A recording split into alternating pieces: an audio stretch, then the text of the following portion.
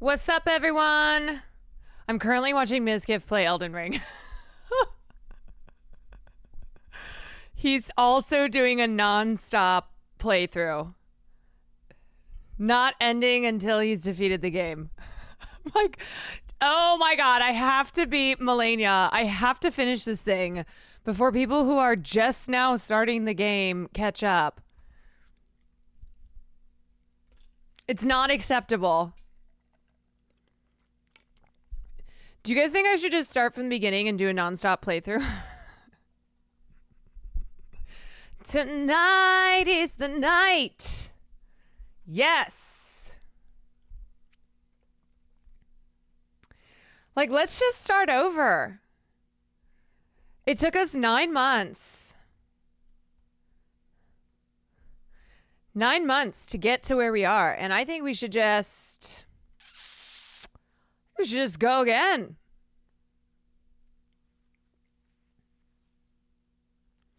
Alrighty, let's start. So tonight I have to go by 9. Hard cutoff. So I'm gonna cover a little bit of news and then we're gonna get into it. Cause I would really like to beat Malenia. So that's the plan. You leave tonight? No, I don't leave tonight, but I have something tonight and I have to leave by 9 from here. So, yeah, I got to do it. Obscure Leftist, thank you for the 22 months. I said it in Discord this morning, but for those that missed it, I officially get listed for a heart transplant early this morning. Now I just get to wait for the call. Thanks for the distraction last night. Oh my god, congratulations. That is excellent news. The news in my life is that I spilled water last night over all my shit and then also broke glass. And then this morning when I woke up, I think I'm underslept because I spilled my entire coffee. I spilled my coffee on my iPad when I was working, and then I dropped the glass. And then I knocked over my water bottle. I think I'm a toddler.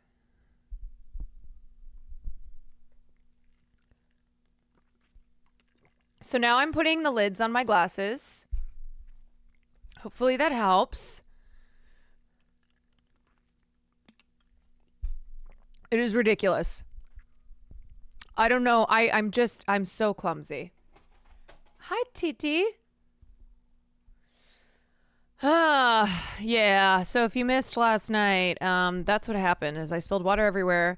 I managed to get my PlayStation controller working, but I smoked my mouse. So I'm using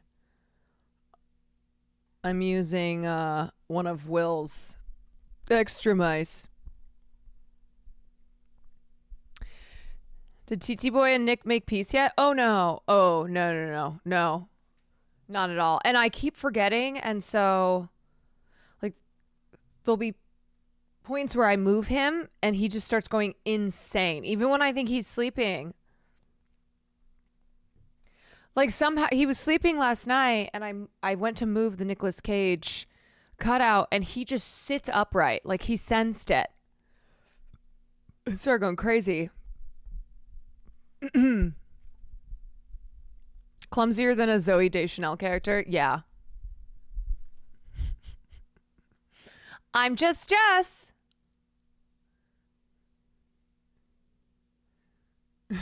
Is he staring at me? He's staring at me. Oh no, the early onset of Twitch brain rot is affecting your coordination. Yes,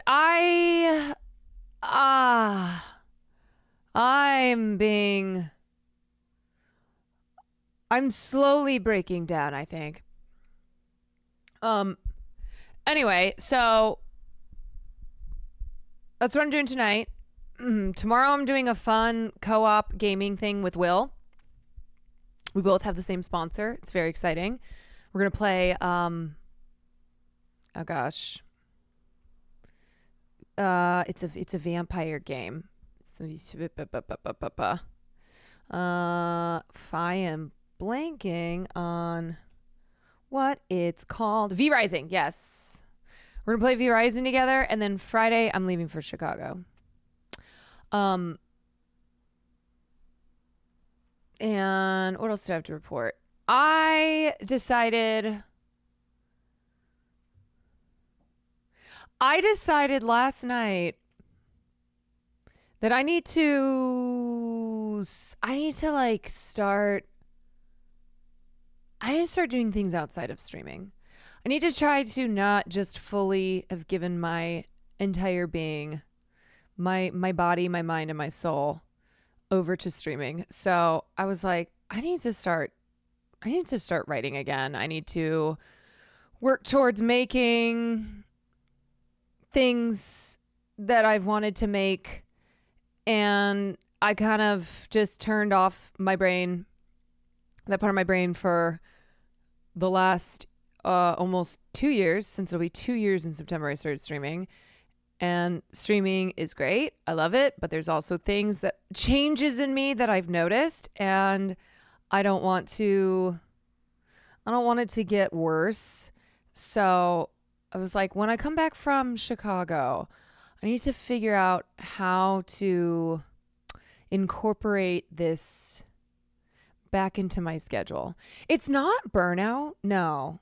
I mean, I think it's a little bit there, but I think it's more so. I think it's more so looking at like, okay, am I happy? Do I feel fulfilled? What am I missing? And then also the way that my brain has just been so cultivated to streamer brain. And like I love my streams. I love how we do things here. I love the conversations that we have. I love the things that we talk about. I think it's the combination of education and fun, which is what I always try to impart. But I'm also like, I need to be exercising my brain in other ways. Doing a little check-in. Yeah. Even Hassan got a VA casting yesterday. Oh my God. I'm sure he'll do one of his accents. Too many times saying Pog IRL. Yeah, I honestly feel mentally okay.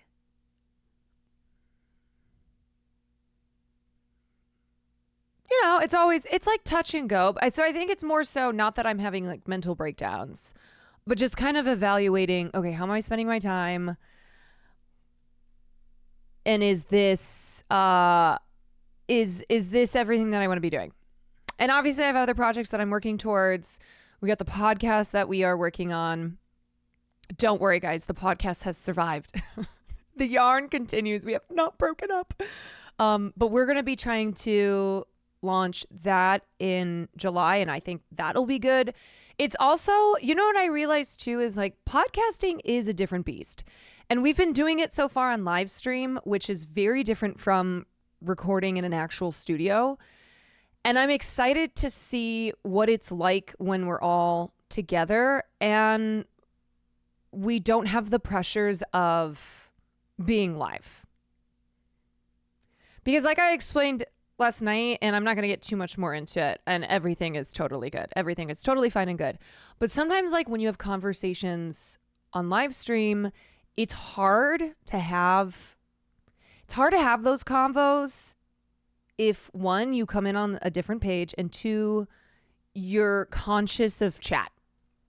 Chat is very distracting. And in certain situations, it's great. Certain situations, like love to have chat there, love to have people involved. Yeah, I'm basically saying it's you. Hi, you're the problem. It's you. No. I'm not saying you guys are a problem.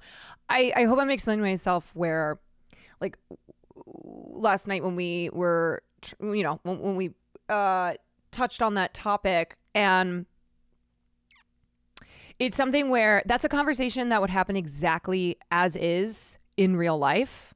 And like, I have those conversations all the time, but it is hard when you have chat there and then you feel self-conscious and you're like, oh no, this is not what, and when chat is, kind of all like, if someone feels like then they're on the defensive. But anyway, it's not a thing that needs to be gotten into. All that to say is I'm very excited that we're continuing to move forward with the pod. And I think that the fact we can create something fun and exciting via live stream. Jay Marianne, thank you so much for the raid. I think that the fact that we've been able to do this with no prep on live, with the three of us not together, tells me that when we are together and the energy that and the ease that comes from actually like sitting in the same room with people and conversing that way, I think it's going to be really good. I think it's going to be really good. Woke Sky, thank you for the 14. Safari, thank you for the 12. Mumblecat, thank you for the 13 months. I genuinely look forward to the yarn every week. I love that. Truly love that. I do too. It's been a really nice thing for me to have. I wish Santa lived here. Yeah, I wish Santa lived here. It was a decision we made where it was like, you know what? Santa doesn't live here. Rather than try to find a fourth, we're just going to do 3. Being live is like having a crowd heckling at you. Yeah, it can definitely be that feeling. Anyway, so when I come back from Chicago, I'm going to try to figure out some scheduling things so I can have a day or two to try and like refocus myself back on other creative things that I think I need in my life.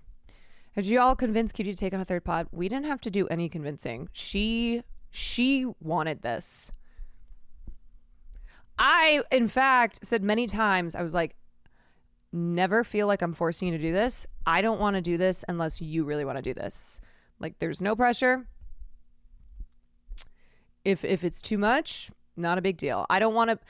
Basically, I think because I don't have any experience I don't have experience in podcasting, and I'm still new to digital creation, and I'm learning so much and trying to fight that feeling of like, there's no room for mistakes. I'm looking at other examples around me, and Fear and is great, but just looking at some issues that Fear and struggles with and going, okay, let's make sure that with our podcast, one, it's a totally separate project, but two, issues that they have, let's try and not have, or if there are similar issues, like work it out before we get to this. Like, I don't want people feeling run down. I don't want people feeling exhausted. Like, by the time they get to the podcast, it's like, oh my God, this is too much. I can't do this anymore. Yeah. Yarn is Gaslight Gatekeep Girl Boss personified. Yeah.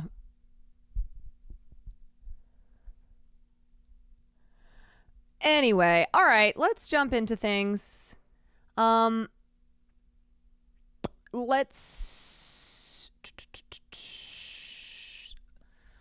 start off with okay. Start off with this news. So if there is anyone in here who has ever thought about getting their MFA, but has been put off by the exorbitant costs of an MFA, in addition to the exorbitant costs of just going to college in the first place, well, USC has just announced that their acting and dramatic writing programs are going to be tuition free, which is very exciting. I wish this had been an option when I considered perhaps maybe thinking of an MFA. Offering free but this is super cool. The university incredible. recently announced a major expansion of financial aid for families that make less than $80,000 a year. I spoke to Thomas McCorder, USC's Dean of Financial Aid, to learn more about the initiative. It's great to be here. Good morning. So this sounds great for families making. Yeah, so MFA is Master of Fine Arts, and the tuition-free initiative has been made possible because of the steady support of scholarship donors and the leadership of the school's board of counselors, an advisory group composed of professionals, alumni, and community leaders. Like, there's a lot of celebrities who have very close ties to USC because they went there, because they do guest teaching there, and so they have helped to expand the school's endowment and make it possible for this to be tuition free. Obviously, there have been a lot of negative reasons as to why schools have been in the press lately, including schools like USC. But I think this is a good thing. $80,000 or less a year. They're able to attend USC, which total attendance is about $77,000 in cost. And so that will be free. How is this different from previous policy? Great, thank you for asking. So USC's had a long tradition of providing generous financial aid. We do currently meet the full demonstrated need of our undergraduate students that have needs. So what this is really doing is a major improvement, and there are two key components. A, we're guaranteeing that any family with income less than $80,000 will receive gift aid, meaning scholarships and grants, equal or exceeding tuition. I think this is about USC's financial aid expansion in general. I don't know if they'll touch on the MFA program that I just mentioned, but this is making USC's undergraduate education much more affordable for families who are making under a certain amount. Families with an annual income of $80,000 or less will attend USC tuition free. Owning a home will not be counted in the calculation used to determine a student's financial need. The expansion of the university's financial aid package will result in more need-based financial aid for students across the income spectrum, particularly those families who are finding it increasingly difficult to pay the rising costs of a college education. They have even more needs. So that's a key component. The second piece is that we've eliminated the evaluation of home equity in the calculation of a family's ability to contribute.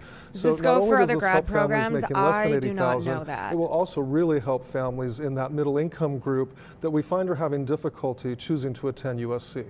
So I want to get to the homeowner part in just a second. Sure. What was the threshold before? So many of our students that make less than $80,000 are already receiving gift aid or basically what you're calling free tuition. And so what this does is just ensure that the bar is set. If you look at our net price calculator, for instance, or the data that the Department of Education, you can see that really anyone under about $60,000, $70,000 is already pretty much in that range. So what this does is just ensure that all families under $80,000 are in that group. So before it was a little bit more flexible, there was other considerations. Now it's a hard if you make under $80,000 a year. That's right. We'll just be insured. Now that also is families with typical assets, so there are some caveats, but basically it's similar to what other schools are doing.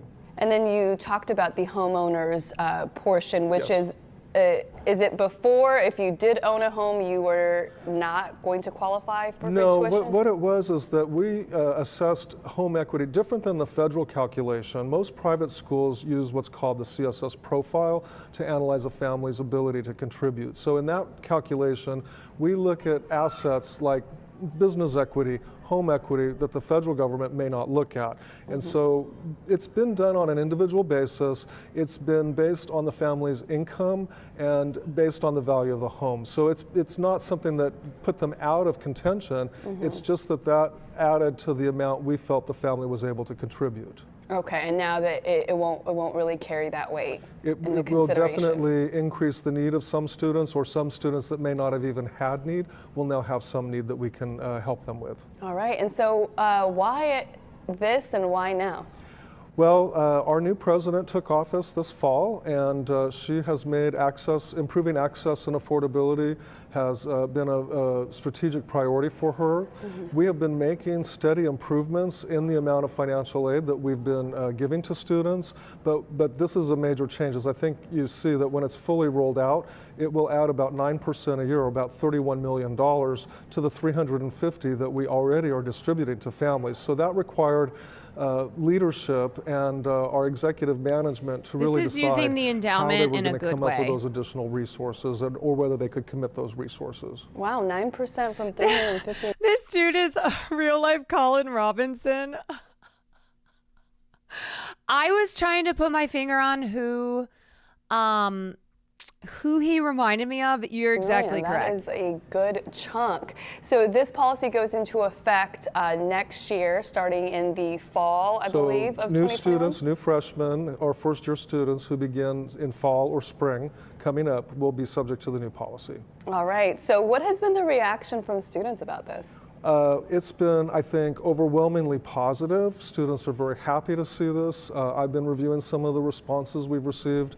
I want to also make clear that for continuing students, we understand many of them are expressing some disappointment, but we are continuing with our commitment to meet the full determined need of students. And these are students who are already here on the plan that we gave them. And we're also dealing with families who have, and we continue to do, working with students and families who have individual circumstances that may warrant a second look. And I think that's another thing. We're very proud of the fact that we help families with special circumstances. So we encourage any current student who is having difficulty to come to our office and to talk to us and to see if there's anything we can do. Where's this extra funding coming from? Well, the president has said that it's going to come primarily from philanthropy. And again, this is another reason why we're phasing this in, so that we can step it in, do it in a stepwise manner and make sure that we can sustain and fund this in a permanent way.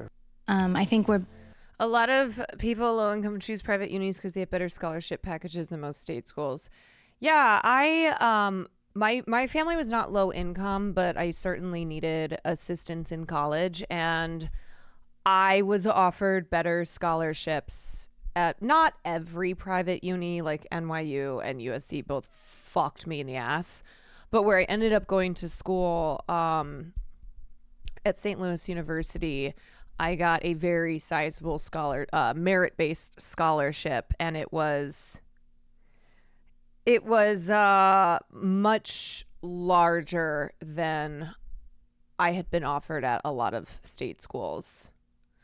Was I a better high school student or college student? I was very different from high school to college. In high school, I was I really pushed myself to take as many AP classes as possible. I was very scholarly, I would say. In college, I loosened up a bit. I did things that were not just like, I did things outside of a curriculum of math and science, which I had done for 4 years in high school. And I also, I don't know, there were just a lot of things that I did in college that I didn't do in high school. And I was a theater major, so a lot of my time was spent in that world.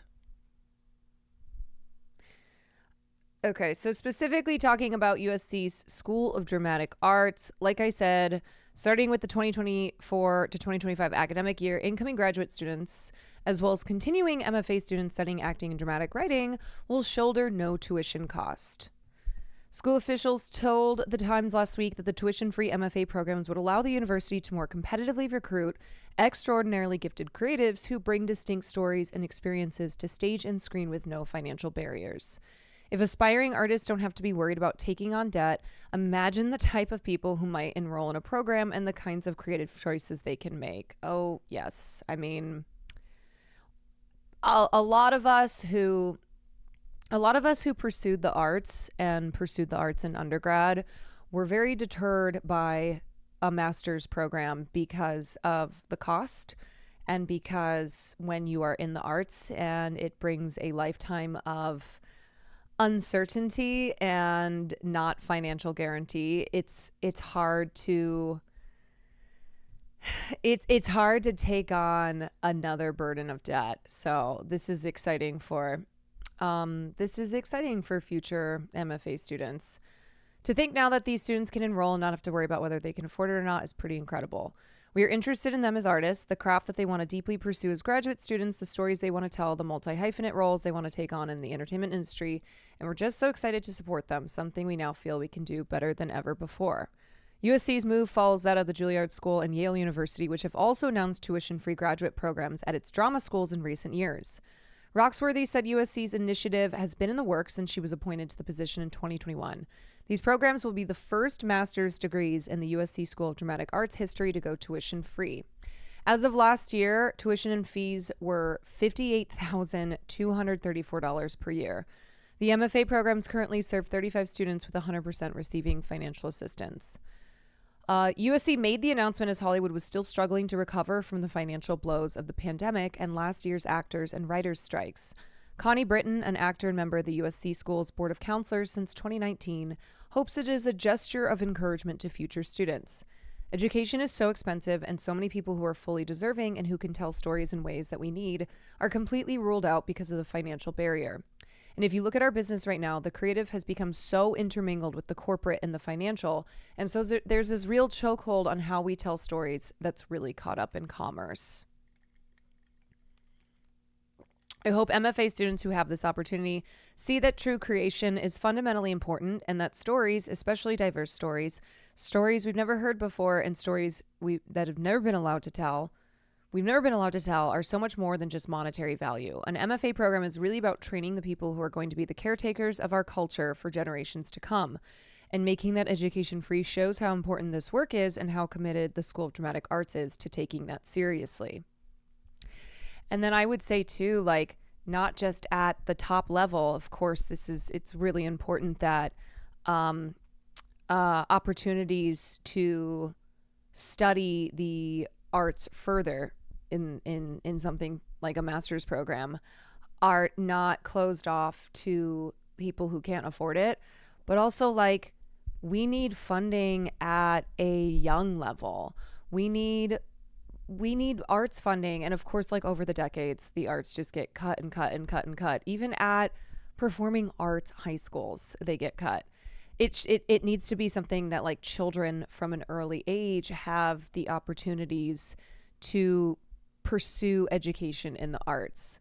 That's why, like, one of the nonprofits that I'm always trying to help out when I can, and that was the nonprofit that I chose when I did the Super Bowl charity thing, is my friend's sister's nonprofit in New Orleans, which does this exact thing.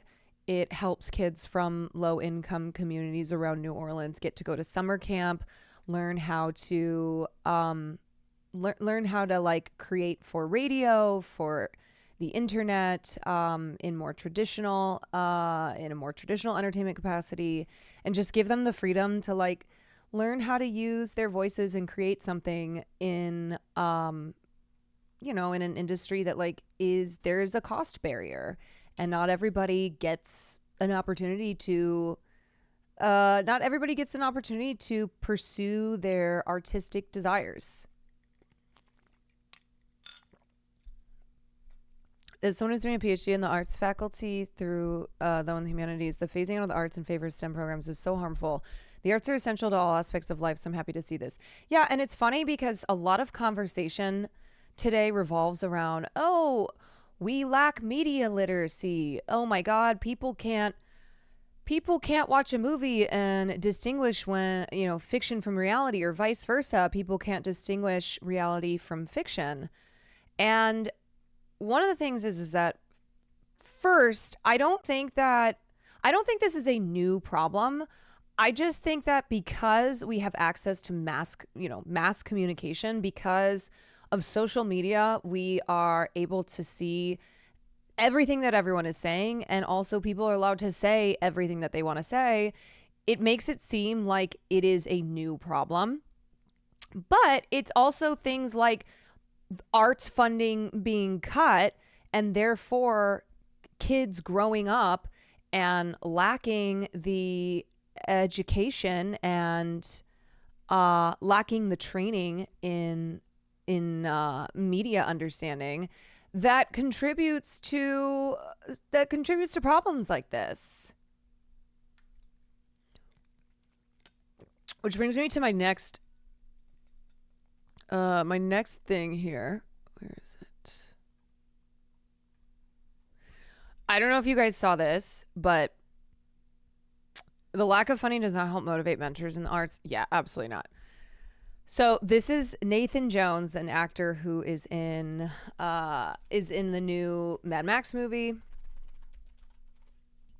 He plays the character of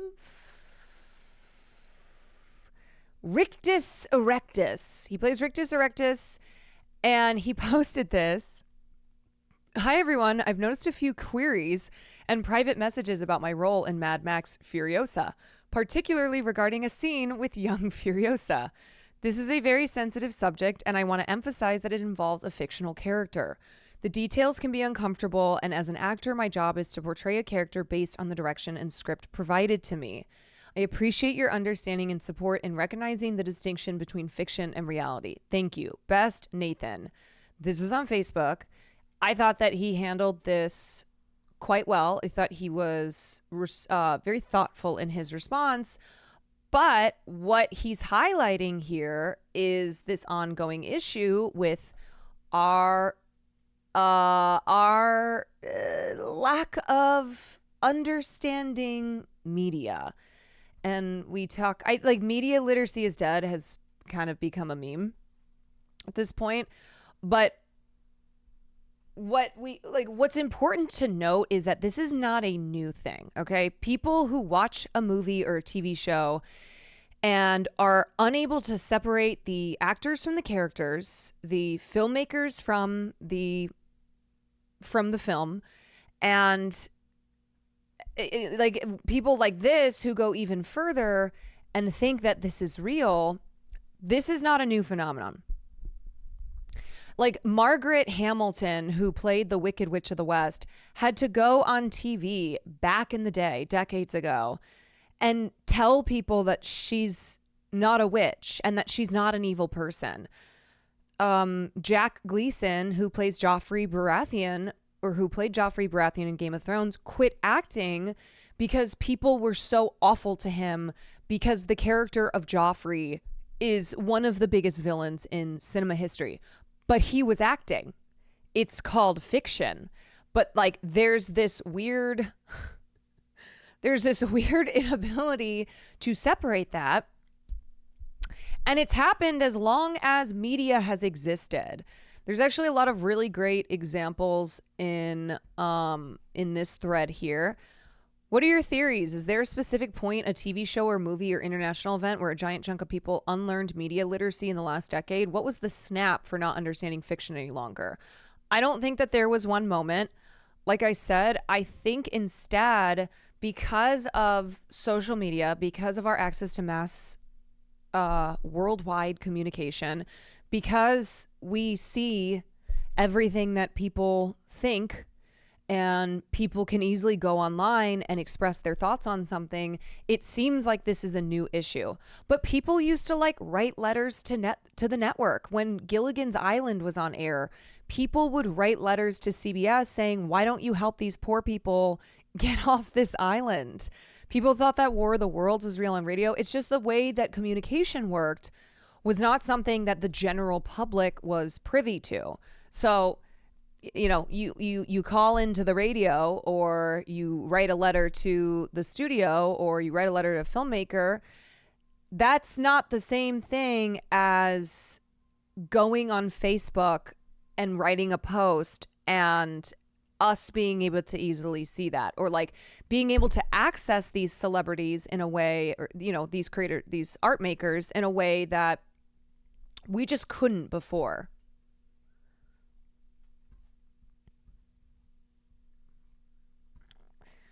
That one Tumblr post that was like, maybe the curtains were blue because the author wanted to make the curtains blue. Haha.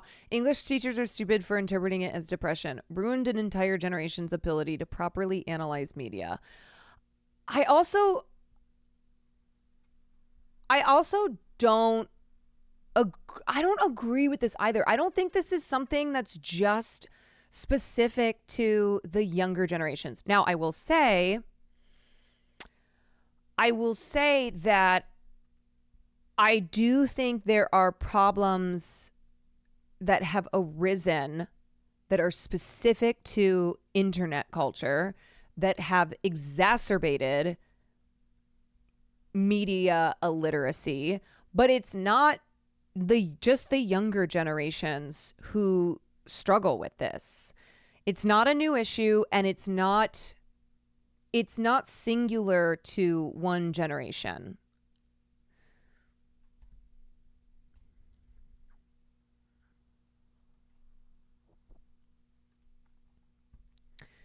Let me read some of the examples in here.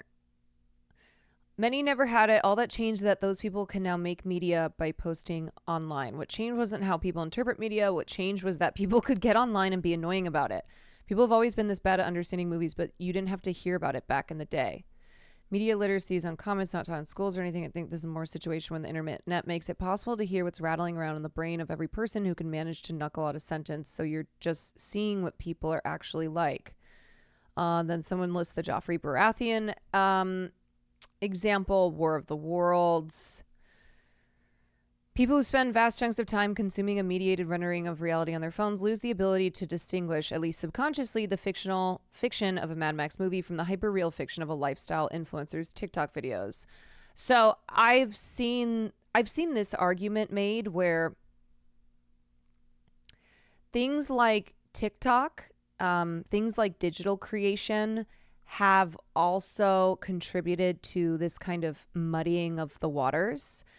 And because we consume so much stuff all the time, and because a lot of what is put on the internet is reality, but also not reality, that it has like further worsened people's ability to consume media and analyze it effectively. What I would say more so with like, not more so, what I would say is I think an adjacent issue is how culture critics are received these days. We've talked about this before, where critics of culture, whose job it is to critique culture, are running into the mob mentality stan culture issue, where they are being like bullied off platforms, they are being harassed, they are unable to critique culture without people taking it so personally. And it's like I think it goes along with this media illiteracy issue where people are unable to engage with not just media, but criticism of media. Like, I think it's a twofold problem.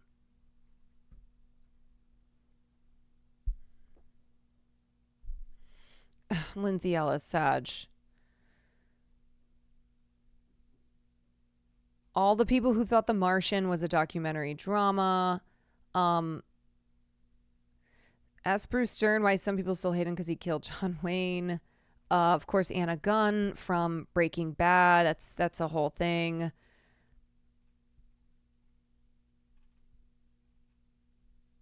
Malcolm McDowell got hate mail because his character killed Captain Kirk. I agree there's been a decrease in media literacy, but this kind of stuff is not a new phenomenon. People verbally abused William Atherton for his role in Ghostbusters in the 80s. People blamed soap opera stars for the actions of their characters in the 50s and 70s. Jane Eyre's readers were convinced that it was a true story and that Thackeray was Mr. Rochester.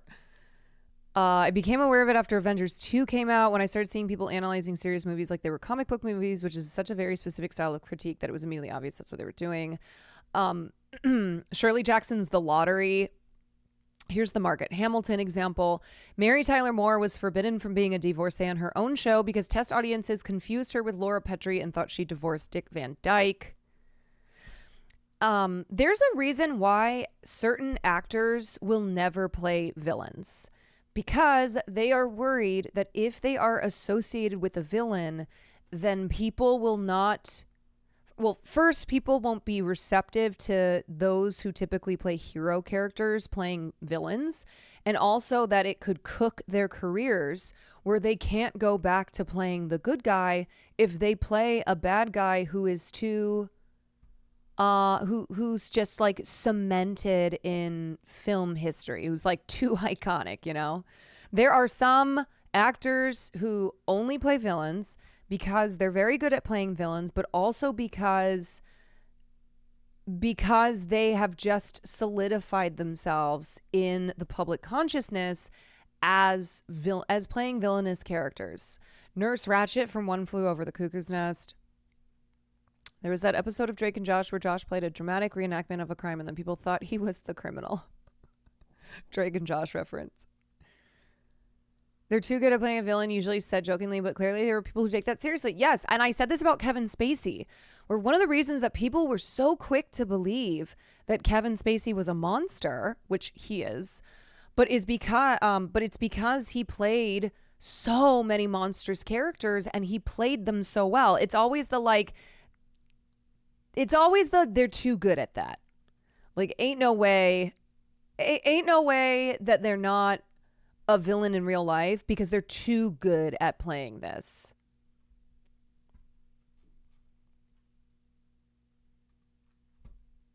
Actors that people hated in real life because of the villains that they played. Jack Gleason, Lena Headey for playing Cersei, Jeffrey Dean Morgan for playing Negan.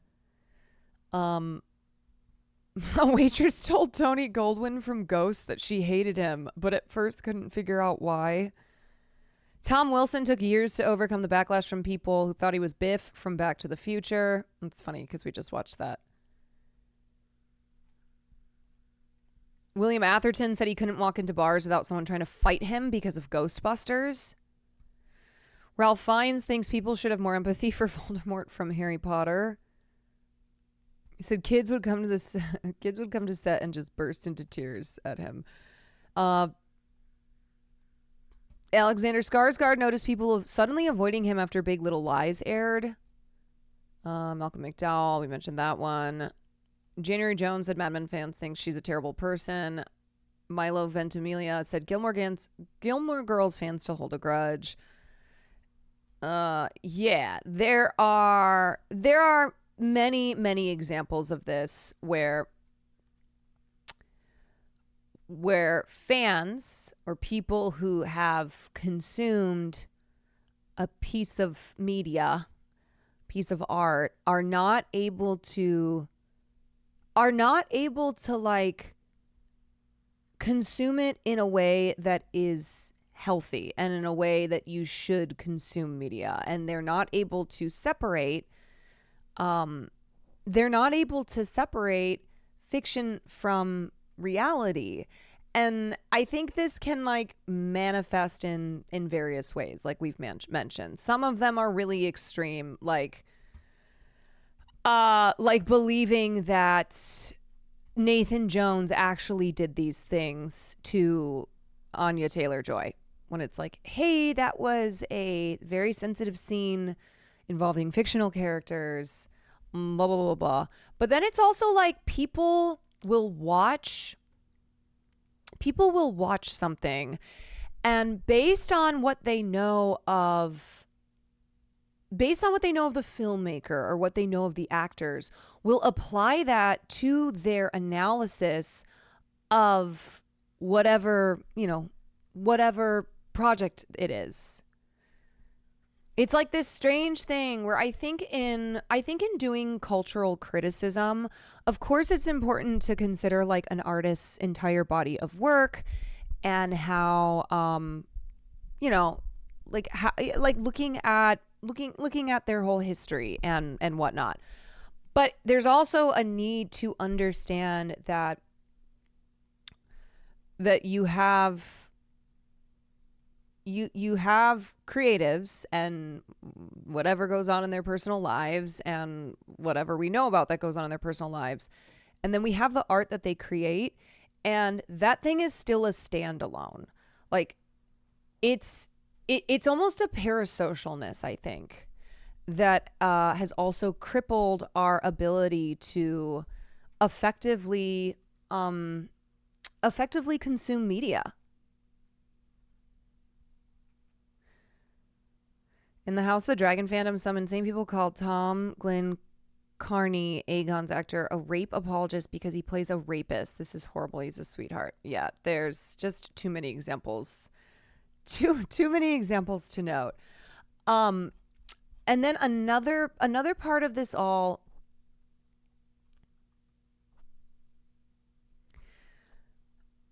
another part of this is how people now stan fictional characters. So it's not just the actors that people will stan.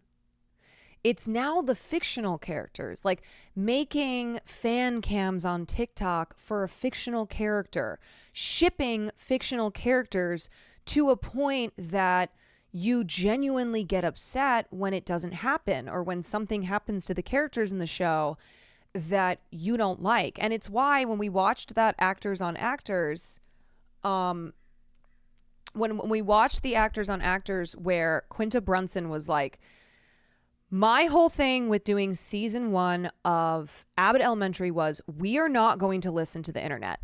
I know, look, the shipping fictional characters, the being obsessed with the fictional characters, I'm not saying that hasn't been a thing.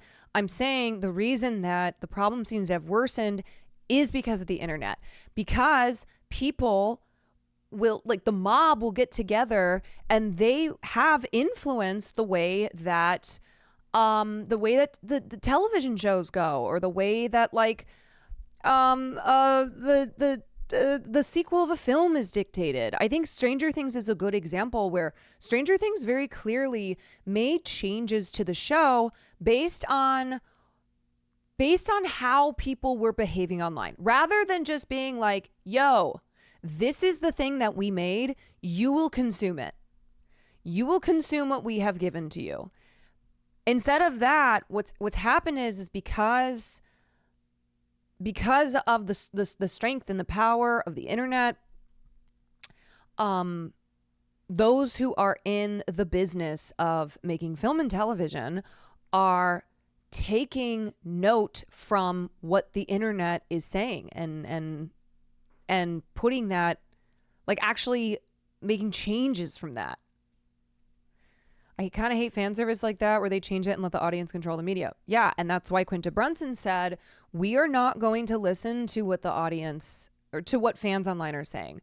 I'm glad that people are like passionate about it. And of course, like, because there's just so many ways to access the, like there's an Instagram account for the show, or you like Instagram accounts for the actors in a show, and so people can put their comments in and people can voice their thoughts, or people can go online and write a whole goddamn thing and then everybody chimes in.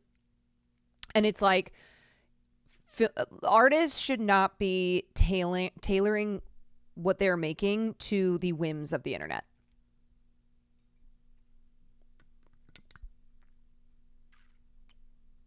I swear people are doing, yes, people have been doing that since season 1 with Carmi and Sid. They are legitimately holding on to hope that the filmmakers, that the creators of The Bear, which of course they've seen the shipping of Carmi and Sid, because the actors have seen it and they've addressed it and been like, y'all need to chill. Like, just chill out. But there are a lot of fans who are and will make themselves heard, who are pissed or will be pissed if it doesn't happen, and have a place now where they can openly communicate that. Katie, thank you for the gifted. I've seen shippers get nasty when their headcanon doesn't come to fruition. Yes, so I as far as media literacy is dead, which is plastered everywhere on the internet, it's so funny because it's something that we talk about all the time, but it's like we've taken no steps to try and fix this problem. I don't think this is something where media literacy crashed and burned just within this generation.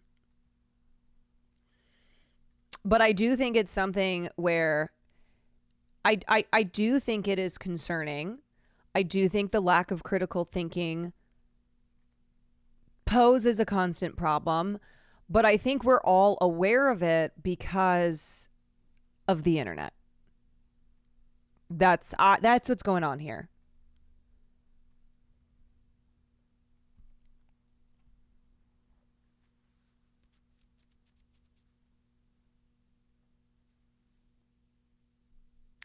There's an infinite amount more media to be illiterate about. Yeah, there is certainly an overwhelming mass of information. And I mentioned this yesterday, but we are now at a point where instead of critically thinking, our beliefs, our opinions can change like that based on how successful or unsuccessful that belief that we have is when someone else posts it. So for instance, if you think something and you see someone post it and they get, post something similar and they get absolutely ripped apart for it, that can affect your opinion on that thing rather than actually considering what the thought is or what the belief is. It's being dictated by what the internet decides.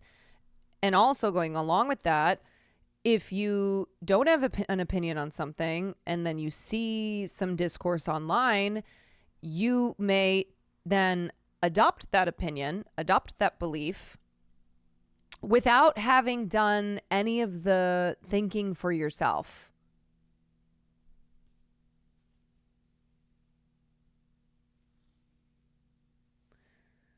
I will say on the flip side, some people are mean to people who do ship things in a harmless way. Like, why are you saying I'm delusional for shipping Carmi and Sid? I'm seeing what I want to see. You don't have to leave me be. Yeah, there's just always, it's just always when things are taken to the extreme, which happens all the time. Like, I think that's a general rule of thumb, is that most things are fine and normal to do. It's just that everything always gets taken to an extreme degree.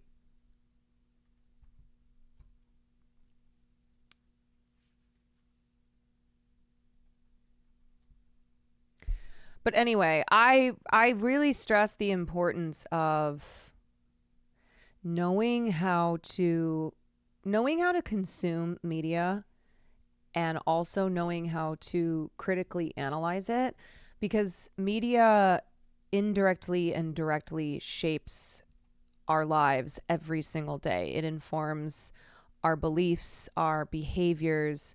Like, we are so interconnected with media, and it's vital that we can discern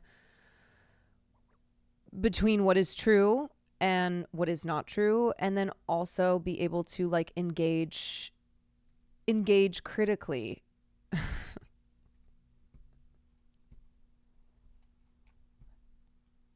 Anyway, the conversation on media literacy will continue because this is an ongoing thing, and I actually found some YouTube videos that at some point I want to watch, but let's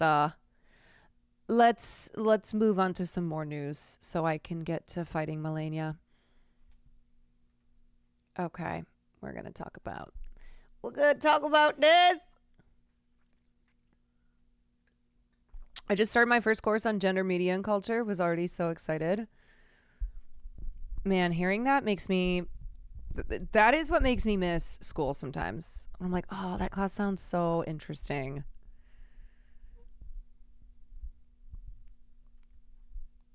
I misread the title. I thought you were going to fight Malena. Never. I would let her kill me. All right. So in today's Why the Fuck news, Jonathan Majors to receive Hollywood Unlocked's Perseverance Award after being found guilty of assault. This feels like an Onion article. It's hard to believe this is possible, but also Tiffany Haddish is the host of the ceremony. So I guess that makes sense. Yeah, there's a lot of actors who I think should receive this award over someone like Jonathan Majors. I would put him towards the bottom of the list. Well, in case we needed more proof that cancel culture is fake, convicted assaulter Jonathan Majors was announced to be receiving the Perseverance Award from news outlet Hollywood Unlocked. The 4th annual ceremony will be hosted by actress Tiffany Haddish, who is at the center of a child abuse lawsuit over a pedophile comedy sketch, amongst so many other things. Recently, we had talked about Tiffany Haddish because she just had the most ignorant things to say on what's happening in Gaza, the student protests. Tiffany Haddish has been arrested for DUIs. She played Rihanna in a sketch that was making fun of Rihanna being assaulted by Chris Brown. She is awful. She's a real piece of shit. And that's just a few examples in a long list of why Tiffany Haddish sucks. So I guess it makes sense that she is hosting this ceremony. Okay. I guess that makes sense. Both Haddish and Majors have alleged that their respective lawsuits have made them lose out on work. In the case of Hollywood Unlocked, though, they are gaining awards. Majors was found guilty of reckless assault in the 3rd degree and harassment in December 2023 after abusing ex-girlfriend Grace Jabari. He was sentenced to a 52-week in-person domestic violence intervention program. He was arrested on March 25th, 2023 on charges of assault, strangulation, and harassment. The trial was delayed until November. Jabari, 33, was hospitalized then with minor injuries to her head and neck. Later, accusations surfaced of toxic on-set behavior during magazine Dreams, and a British filing came out against Majors on multiple charges of assault stemming from various other accusers. This Perseverance Award is such a joke. It's such a fucking joke.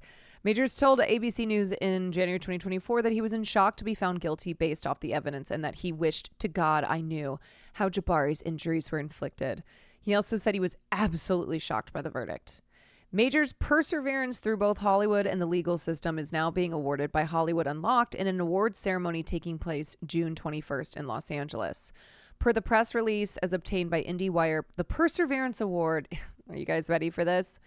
The Perseverance Award is given to an individual who has shown that no matter what adversity they face, they will continue to aspire to inspire.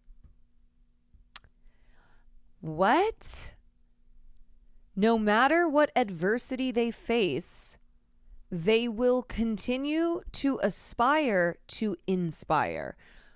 Okay, I wouldn't say that Jonathan Majors, who's a convicted domestic abuser, is facing adversity.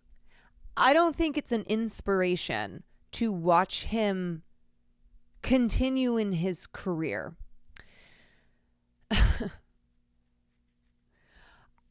Do I think this is the most serious award? No. Do I think that there are some really big names here? Yeah. Previous awardees include Chloe Bailey, La Roche, Whoopi Goldberg, Babyface, Catherine Bruton, Floyd Mayweather. I mean, like a lot of shitty people in here. Callis, Karen Bass, and Lizzo. As per the press release, Tupac was posthumously honored since the award ceremony is only in its 4th year. The Hollywood Unlocked Impact Awards highlight recipients in the Black community. It was founded by talk show host Jason Lee. Yeah, so this ain't the Oscars. I'm aware. this guy, wait, no, I don't know who this is. I was like, isn't this? No. Who is Jason Lee and why is he famous? Always a funny, like commonly asked Google question. Who is this guy? Why? Why? Who?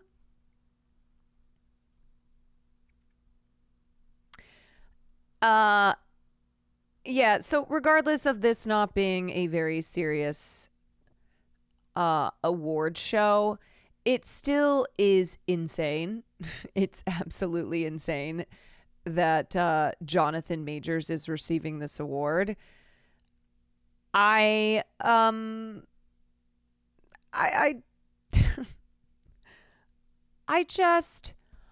I feel like there has been a trend recently in covering stories with celebrities who got in trouble and maybe went to jail, where when they come back, the whole framing of the story is, I overcame the haters. Like when we talked about Ellen's new stand-up show, when we talked about Aunt Becky, when she was on the cover of that one, like whatever fucking Good Housekeeping magazine. And there's just this through line of, I went to hell and back, but I came through it all. And, you know, you have to realize that like there are people who want to bring you down, and you have to overcome it. And there are people who betray you.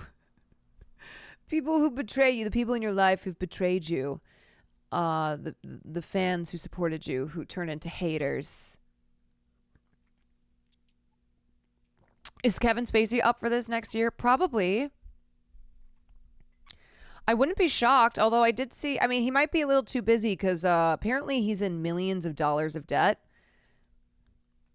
He owes millions in legal fees, and I think there's like a couple civil lawsuits, and so he has to sell his house. He was crying. I forgot what news program it was on. Was it what's his fuck?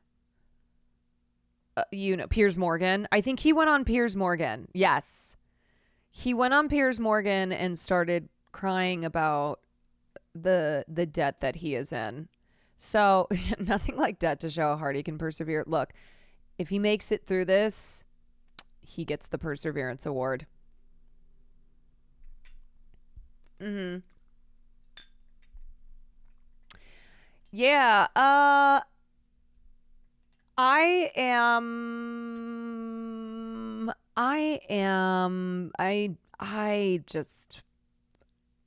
love it. It's so great. It's so great to simultaneously have stuff like this happen all the time and then have this never-ending conversation about cancel culture and about how people are just taking powerful figures out and how it's not safe. It's not safe to be a powerful man. And, you know, the woke left is coming for you all. It's like, really? Are we? Are we? Because if we are, we're bad at it, I guess. If the woke left is coming for everyone and is going to take down all these powerful men, well, woke left, we need to have a meeting. We need to have a town hall. Woke left fell off because a lot of these men keep coming back or like don't go away. Were you not at the meeting? I guess not. I guess I missed the meeting. Missed out on that one. What are the meeting notes? Is the woke in the room with us right now? Man, I'm going to start going to therapy saying that I'm being that my enemy in life is the woke left. Woke here, sorry for all the trouble. Yeah, I mean, can we get this figured out? Can we get this? Can we get this solved?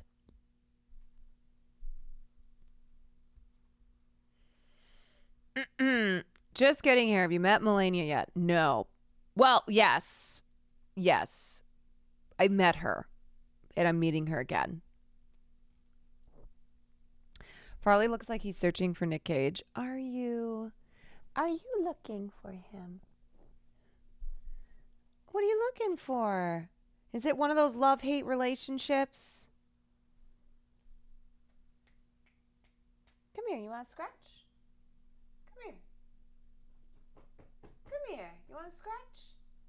Yeah. Yeah, bring that booty over here. Hogan, thank you for the gift of woke. I wonder if we'll ever be free of this. Do you guys think? Do you think we'll ever be free of the cyclical nature of conversations around cancel culture, woke left, all this? Will we ever be free of it, or will for the rest of our lives, will there be new terms at least? Like, maybe we can change it up and get new terms. Like, we have like, it used to be commie. Not that commie still isn't used, but commie was kind of the term for a while. Oh yeah, they'll rebrand. You know what? I'm begging for a rebrand. I'm begging.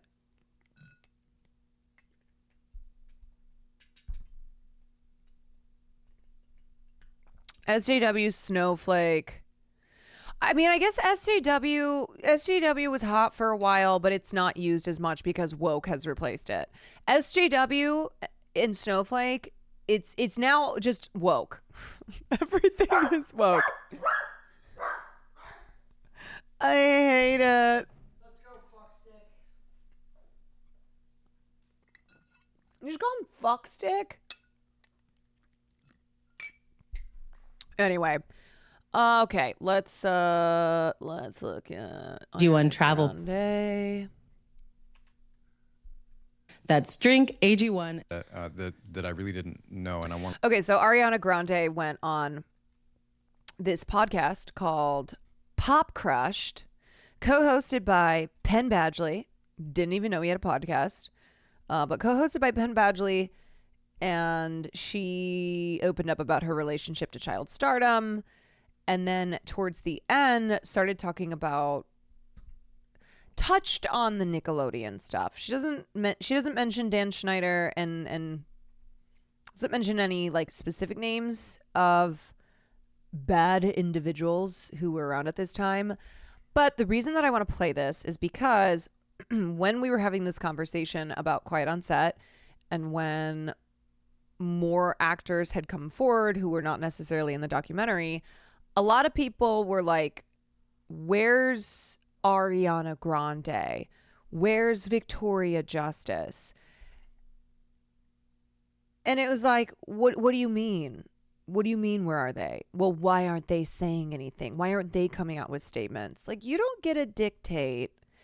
You don't get to dictate who needs to speak and when they need to speak and what they need to say. And it's clear here in watching just Ariana briefly touch on this that she was processing everything, which is what happens. Okay? And sometimes you think you've processed it and then you process more and you don't feel ready to talk about something, and it can take a really long time before you've thoroughly processed it to come to terms with something having been bad. So we should never ever treat any victims as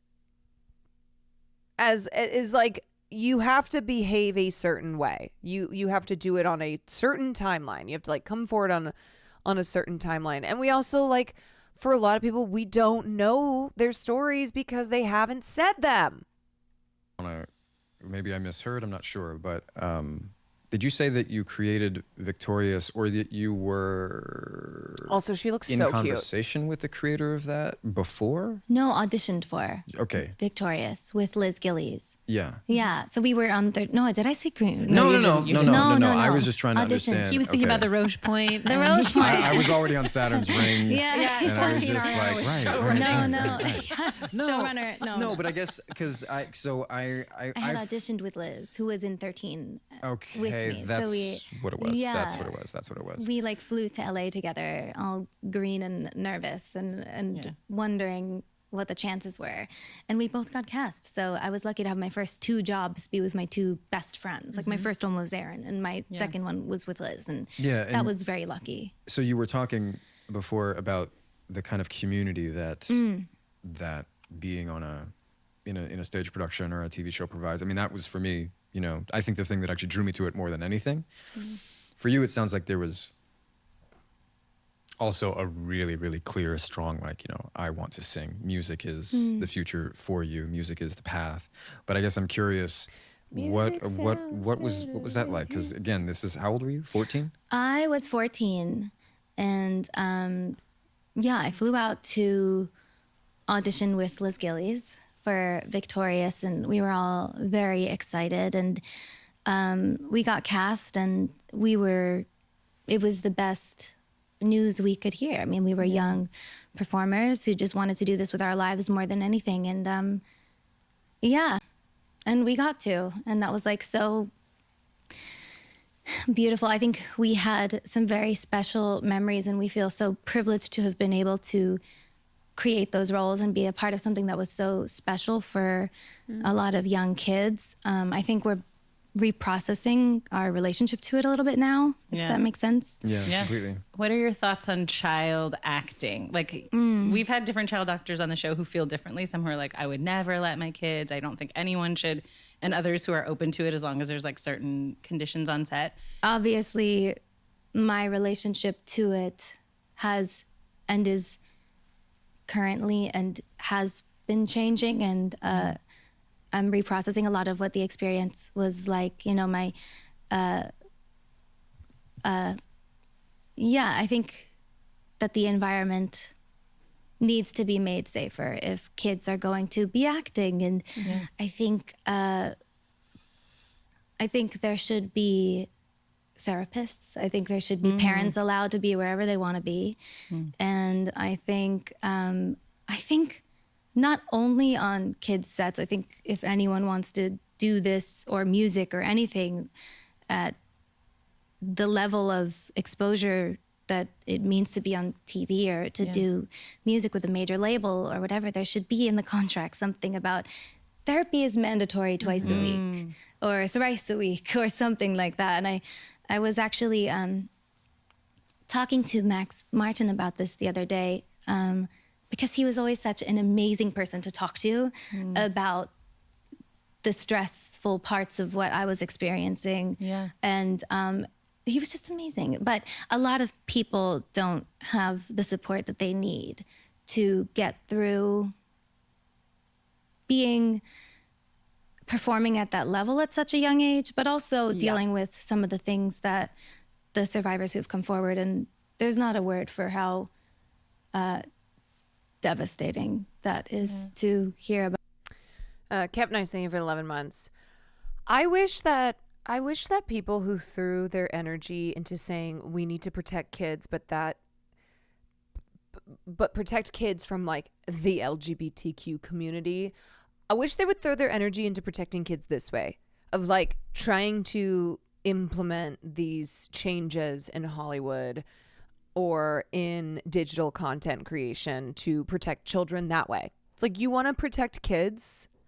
Here's a way to do it. Why don't you focus yourself on this rather than directing your energy towards drag queens who are doing a theatrical story hour, or there being rainbows in the classroom during Pride Month, like just kids being taught acceptance and tolerance. And it's because they don't actually want to protect kids. I mean, okay, look, I think that there are politicians, that there are people in power who use this use this fear to garner up support for their base, but there are people who believe this. There genuinely are. They believe that the LGBTQ community is a threat. And where do you think they're getting that from? Where do you think those ideas are being drilled into their heads? You always have to remember that people who benefit from a mass group of people believing this thing are the ones who are getting them to believe that thing. That's where it comes from. So it riles up up voters in this country. They go and vote for said politician who is who is spewing all this shit, who is making them believe all this shit, and then who is saying, I'm going to be the one to bring an end to this. And it's not to say that there isn't a baseline of homophobia with a lot of people, but that's like, it's being fed into. Are you saying it's a self-fulfilling prophecy? I guess so. I guess, yeah, where like there are those feelings there.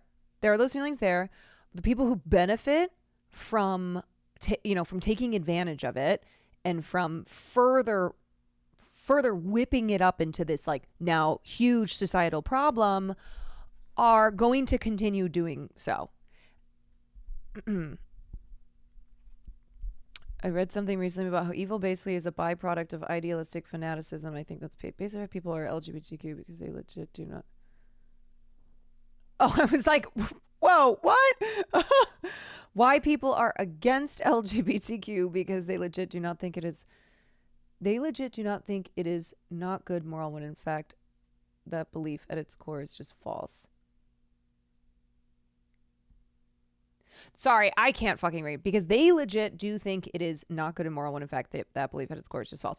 Right. So there are obviously people in this country who are anti-LGBTQ for like religious reasons. But as far as this culture war, as far as the directed attacks on drag queens, on on pride being taught in schools, like there are things happening right now that have been worsened by media, by right-wing media and politicians latching on to this culture war and using it as the foundation of their party, of like what they run on. And so, anyway, we're getting into something a little bit different, but I just, it's like, so when I say, man, I really wish these people would put that energy into protecting children, like really protecting children, and here's something where children need to be protected in. One can only hope. For fear-mongering, they must do in order to garner support and a base. They just prey on people's fear, misunderstanding, doomerism. They create boogeyman so they can be the savior that people are looking for. Yeah, they benefit from it. And look, it's not anything new. Like, you look back on Reagan's era. Reagan was the war on drugs guy. You know, he was very effective at fear-mongering and being the guy who was going to restore this country to normalcy, that we were going to be good wholesome Christians. Yeah, Reagan thought AIDS was divine retribution. Absolutely. And so I think the environment just needs to be made a lot safer all around. Yes, and like I said, I'm still in real time processing my relationship to it. But the beauty. Okay, so Ariana Grande has now said 3 times that she has been reprocessing her relationship to when she was a young actress on the set of Nickelodeon and was obviously subjected to creepy ass shit. And so this is just an example of, hey, not everybody needs to speak when you or should speak when you think that they should speak. Like trauma and injury that comes from our past takes time to understand and to process. And there's no set timeline on it. Beautiful thing about it was that Liz and I got to fall in love with these characters that we created and learn what it feels like to be so in a character that you can't, separate yourself from it. And there were things like that, but the rest of it is still being worked on. Definitely. I mean, I think it's not just in Hollywood, and it's not just on like certain sets. It's undoubtedly true that anybody who's going to be a really professional, competent, experienced, technically like veteran performer by the time you're in your like 20s, you have to have been doing it for a long time. And I don't think there's anybody who's gotten there who hasn't experienced, all these degrees of what you should and could call exploitation. But as you're going through it, it's not just that one thing. There's a million layers to it. Right. And you can find, and as a person who then depends to some degree, not depends is not the right word, because I'm saying this for myself as well, like the greatest burden and the greatest gift of my life is being a like high-level professional performer. You know what I mean? Like I have some of the most spiritual moments of understanding and insight and mercy and compassion when I'm in the middle of it. And I wouldn't be able to do that if I hadn't been doing it for so long. You know what I mean? And so it's like it takes and it gives. There's a lot to it, and I think the way that, as you said, I mean, devastating is a great word to describe the things that are coming to light now, and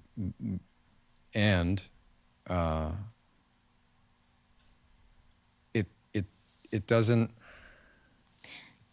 mean that it was all.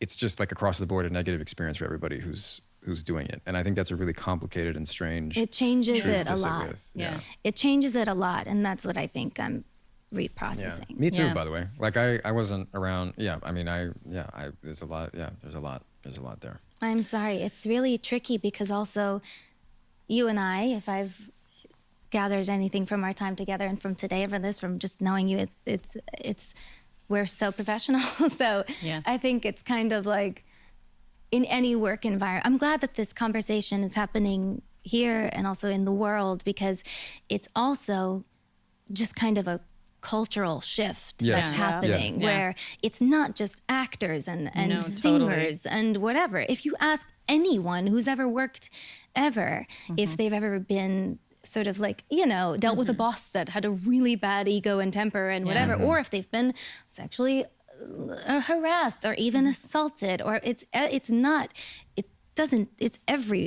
It is everywhere. It's like I mean, statistically, it's prevalent. I think Yeah, it's just it's prevalent. We point the finger a lot and fail to often remember like this behavior is prevalent. It's a we're norm. used to. We're told it's normal. Yeah. And it's changing, and I think that's a really nice place to see the world in unison, standing in a place where we're like, that's changing. Yeah. That's unacceptable.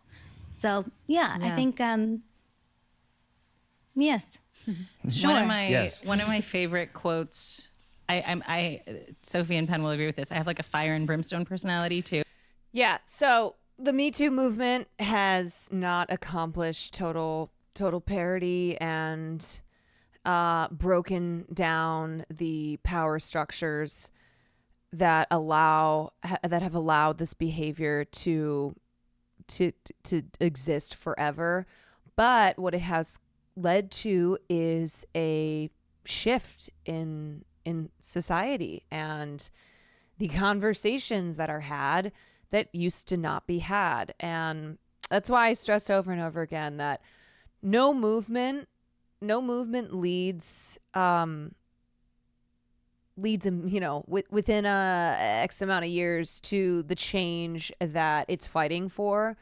But what it does is like opens the door to having to welcoming in this change and to having these conversations. The shift has been a long time coming. It's far from over, but I'm glad it's happening. Yeah. But that's why it's like it's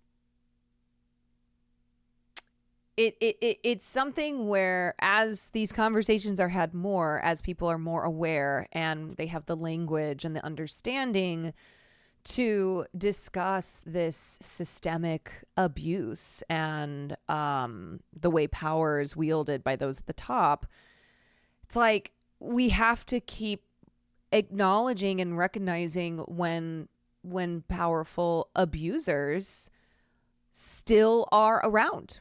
Where it's like, okay, so you know what we've been talking about? Yeah, that's an example of it. And we can't just have like a veneer of there having been change of like, oh, well, well, at least this thing happened, or they lost out on this job, but it's like, but they still are a part of this, though.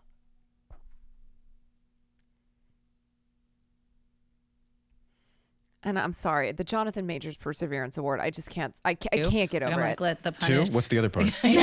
Only exclusively. But I'm like, I want people to be like punished. So anyway, this quote is very fire and brimstone, but I love it. But there's a quote that says, "Children are a trust which no community can neglect with impunity." And I think about that a lot. Like, what does that mean? Like, who's harmed when you neglect children? The children, but also the community, the adults that don't show appropriate behavior towards children. And I feel like what's worse in the film industry maybe, or more amplified, is like a spirit of adult behavior towards children. What I've gathered from interviewing a lot of our guests who started as children is that there's like two phenomena that are common. One is like infantilizing people, treating people who aren't children like children, and then treating children like adults, expecting adult behavior from them, or acting in ways, or like letting children be exposed to things that like they're not developmentally ready for. No, that's really It's really well upsetting. put. Yeah. And there's also a strange pattern that occurs where it's really taken advantage of how much it means to the young performer to get a laugh from Video Village. You're like, oh shit, like I'm doing something great. Like this is funny, this is good. And By the way, Video Village, we should say, is where all of the producers and the director are watching the monitors of like what's being captured on camera. Yeah. So it's interesting because I think that was, speaking specifically about our show, I think that was something that we were convinced was like the cool thing about us, is that like we pushed the envelope with our humor, and the innuendos were like we were told and convinced as well. This is the whole, oh, it's not actually inappropriate, it's edgy. You guys are doing stuff that no one else has done. Like don't be don't fall prey to thinking that there's something wrong with what we're doing here, that you feel uncomfortable because it's inappropriate. It's just because we're edgelords. Oh, that it was like the cool differentiation.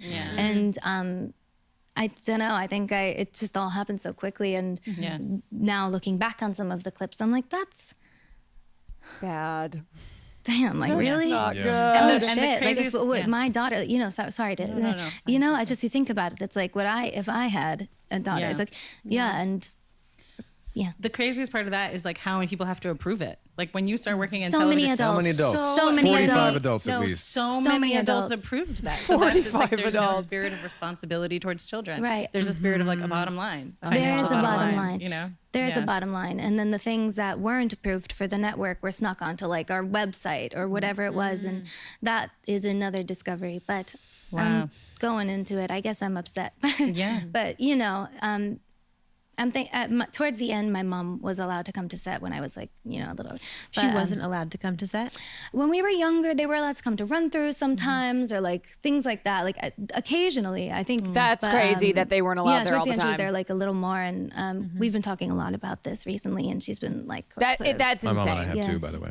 yeah, Well, because it's like, it's awakening. yeah, you have to start to process like, okay, so now knowing what we all know, neither would I want my children to be in an environment like that, nor does my mother in retrospect think that I should have been in an environment like Right. that. So Bro, how many times do we hear this? Truly. It's like actors who were young actors who are having these conversations now, who are reckoning with the abusive environment that is Hollywood, are like, yeah, I shouldn't have been in that. I wouldn't want my kids to be in that. It's how did we survive?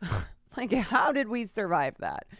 And it's why I stand by no child actors, no children doing internet creation, then how do we no kind child of reconcile around that influencers. as for the sake of our relationship? Yeah.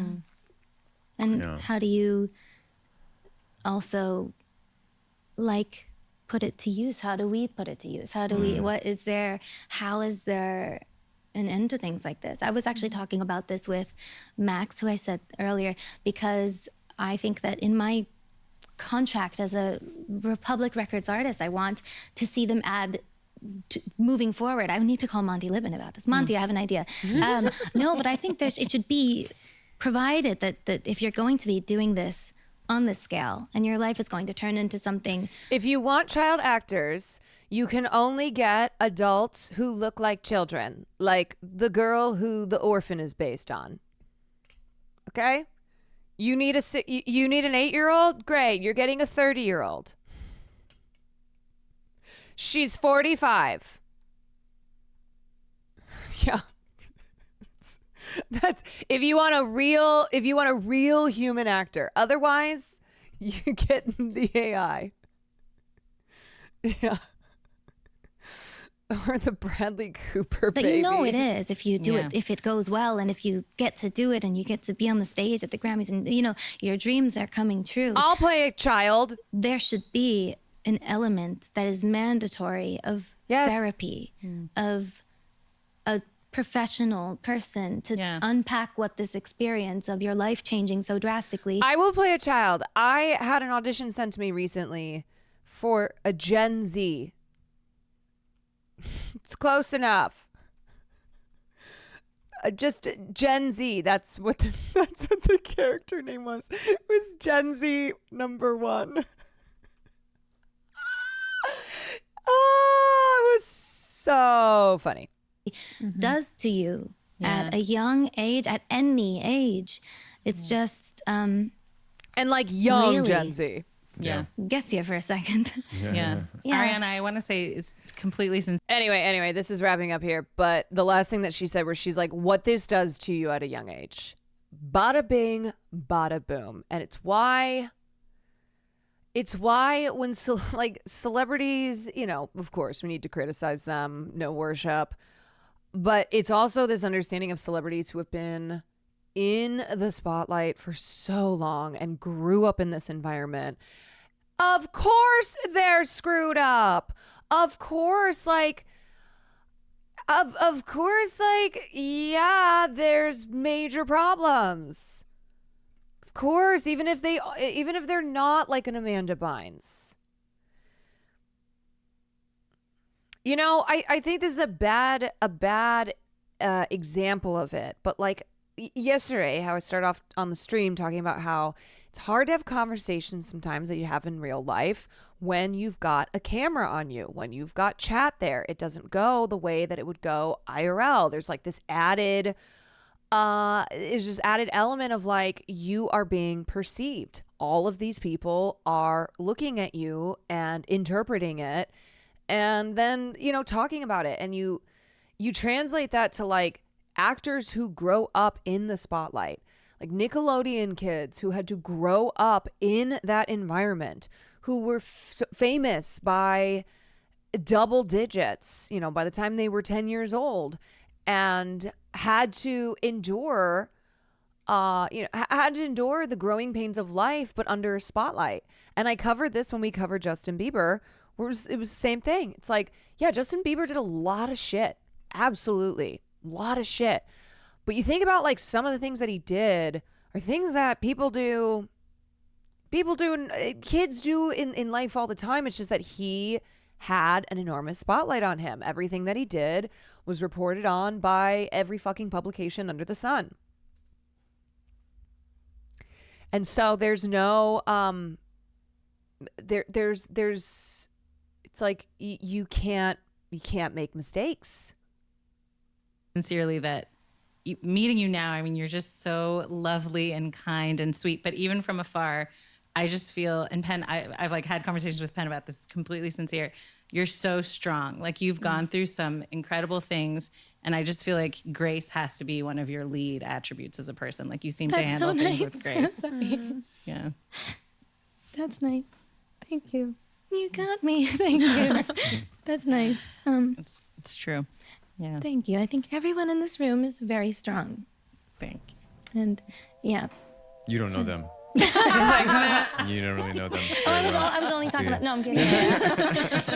No, but thank you. Alrighty.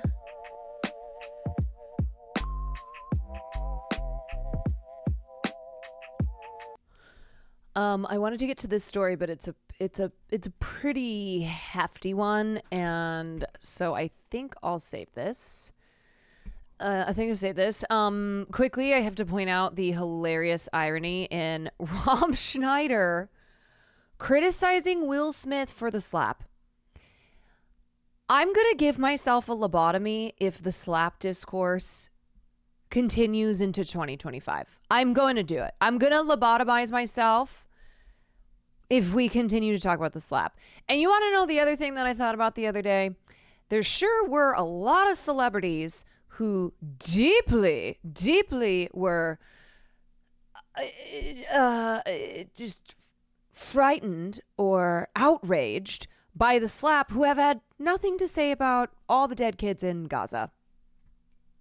Like, oh, okay, I thought you cared about violence. I thought that was a big... I thought that was such a thing that you like made it out to be that Will Smith could have died, or that Chris Rock could have died. That what Will Smith did was forever going to have a stain on Oscars history and film history. It's just always interesting to note where people's empathies stop, I guess. It's like, oh, okay, so this is the most egregious example of violence, but you have no problem with this. That doesn't make any fucking sense, but sure. Was it Judd Apatow that said Will Smith could have killed Chris Rock with the slap? Yes, he did.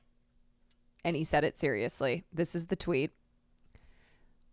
A tweet that will be in infamy forever. Just forever. He could have killed him. That's pure out of control rage and violence. They've heard a million jokes about them in the last 3 decades. They are not freshmen in the world of Hollywood and comedy. He lost his mind. Anyway, Rob Schneider, who was recently removed as the entertainment at a charity gala for a hospital system, had this to say about Will Smith. Will Smith has been hiding the fact of who he really is, and it was exposed that night that he's really an expletive. Schneider said, "It's a deep, dark thing to do that in front of all those people." Oh, you wouldn't know something. You wouldn't know a little something about doing a deep, dark thing in front of all those people. And to a really great legendary comedian who's literally the best comedian of our generation. Okay, now that's where he's really lost me. He is referring to Chris Rock as literally the best comedian of our generation.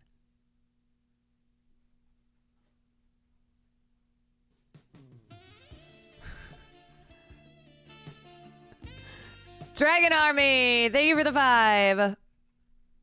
Appreciate you. Sarah, thank you for the 5 as well. Satan, thank you for the 16 months. Okay, so yeah, anyway, there's that. When host Jackie O, not Jackie Onassis, she's still dead, said she thought that Smith was a kind person after meeting him, Schneider said that the Bad Boys Ride or Die star is a liar and an utter fraud. The former SNL writer added that he was allegedly prohibited from speaking out on the incident because he was a member of an Academy Awards committee that was tasked with disciplining Smith. That's how politically correct the Academy is. They were so cowardly. Schneider said, adding that the organization was worried about being racist. Yeah, Schneider is not worried about being racist, so he doesn't understand this at all. The point is, violence is what it is. And whether the color of your skin or your religion, it doesn't matter. If you commit a crime in front of other people, you get hauled out of there. I am only mentioning this because Rob Schneider was recently in headlines for being removed as the entertainment at a nonprofit because he couldn't stop making anti-vax and anti-trans jokes. The guy is a piece of shit. He has completely fallen off. He has no residency. He is not funny. He never really was that great. But he's got something to say about Will Smith's slap from 2 fucking years ago. I am done. I want the slap discourse to forever be burned from our minds. Finito. Never again. Why are we still making discourse about it? Apollo, thank you for the 100 bits. Ooh, thank you for the level 3 scam train. We need to neuralize it or wipe it from our minds. Yes. We need to wipe woke. We got to wipe the slap. What is other discourse or language that has just been so used and abused and needs to die? Did you see the fight that broke out at the Ari Aster presented screening of Come and See? I did not. Someone was just very passionate. Pronouns in games. Ugh. I mean, that goes along with all like the stupid ass woke shit. What about Hunter Biden's laptop? No, that doesn't need to die. We need to forever talk about Hunter Biden's laptop. That is the greatest crime of the past century. Hunter Biden's laptop. There's a reason. There's a reason that the Democrats aren't talking about it.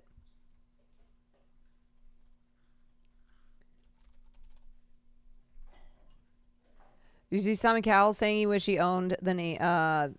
Yes, I did see that. He's like, I fucked up. All right, guys. Sorry, it was a short news episode. But I want to get to fighting Malenia, so that I can finally be done. I can finally... Wait, I still have Minecraft as my category. Nobody told me. You guys, I have Minecraft as my category. What the hell? Wait, it shows as just chatting? Oh, it shows me that it's Minecraft.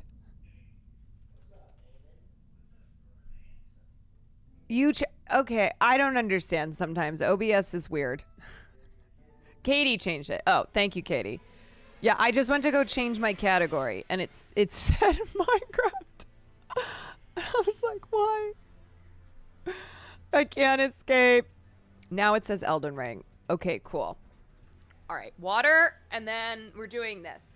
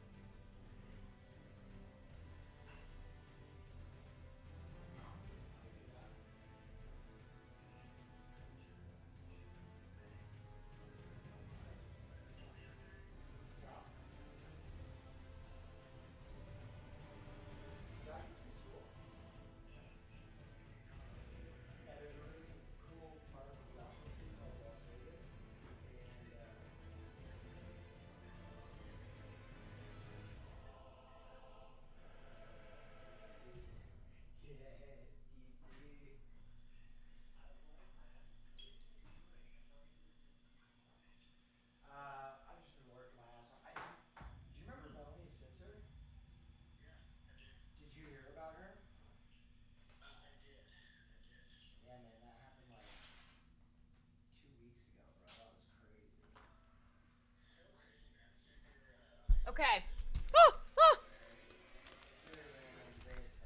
Apollo, thank you for the 2 months. Prime sub to you so Will doesn't get one. Look, it's woman's ear, okay? All right. Okay, guys.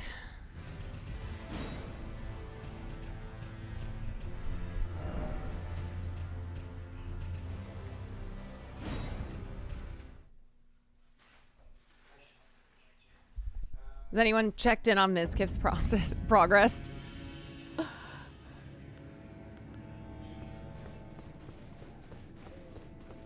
Is he already at the, I'm gonna kill myself in Minecraft stage? He's still in the first castle? Oh. Oh, I remember. A lot of people are playing Elden Ring right now, because the DLC is coming out soon. So I'm like, I can do this. Okay, let's focus.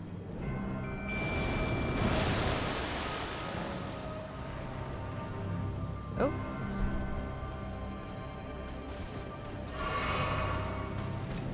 Okay, she's gonna strike at me.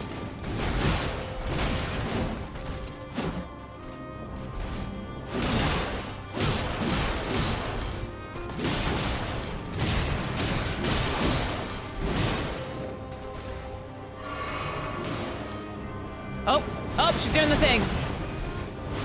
Why does Mimic not run away? I always forget about that last one.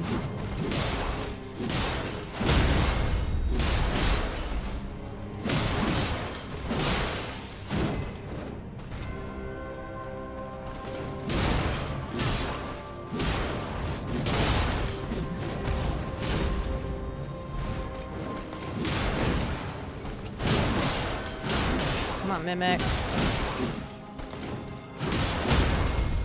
Okay, okay. Okay, this is the part where I have to run.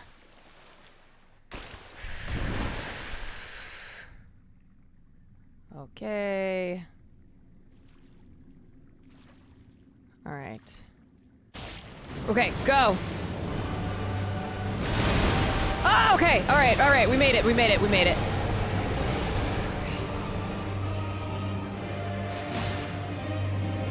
Stay away from the poison.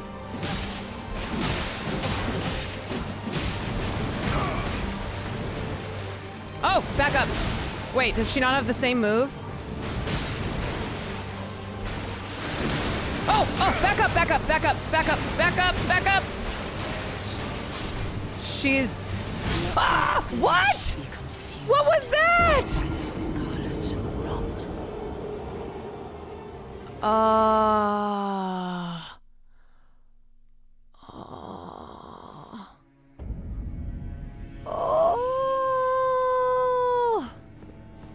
She has more moves. I would advise using a rune arc to help you here. Okay, I still don't know what those are. Let me,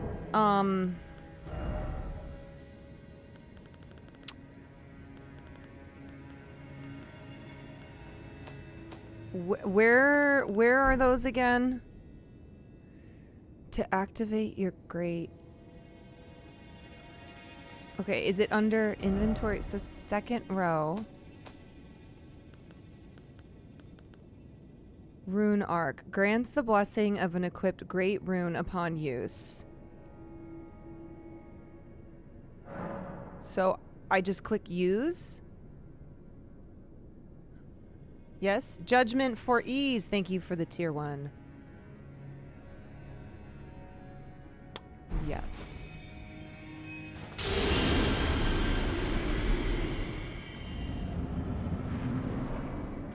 Do I have the great rune equipped? I don't know.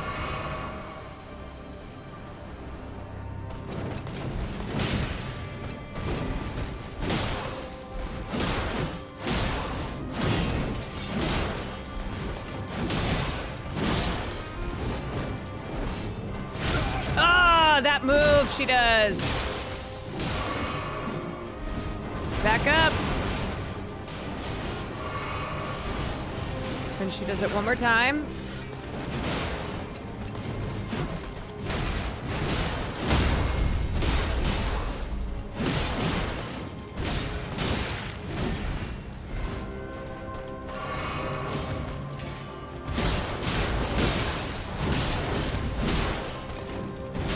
Oh, shit. Oh, I was not paying attention to my health. Did I lose the rune?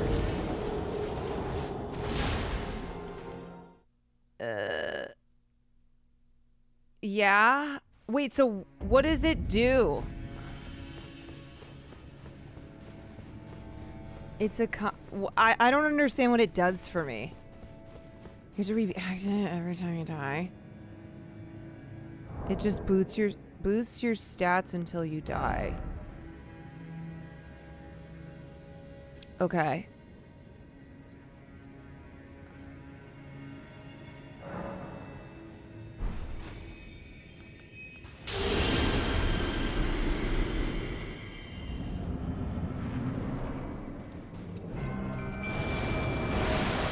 Oh, I see, I see.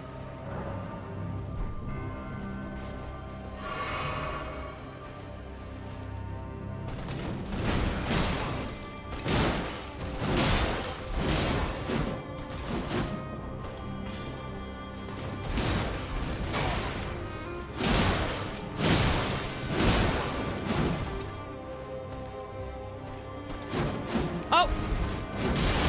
Oh my god, I got caught! Oh no, I'm stuck! I'm stuck! Ah!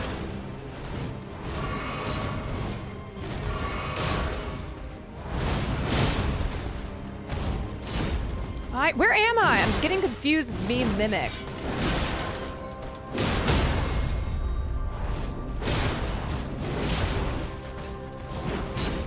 God damn it, my hits are all off.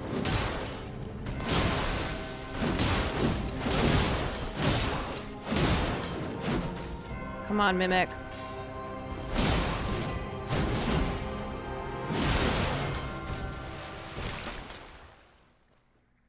Okay, all right.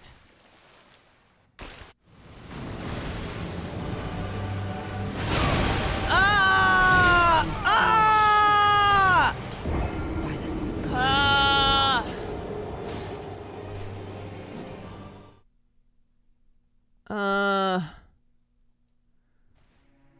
Okay. I've done it before, I can do it again. The goddamn rot.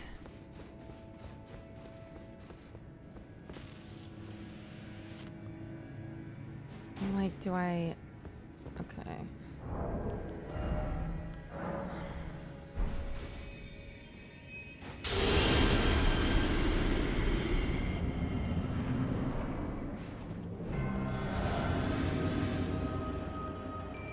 I just like hit all the things.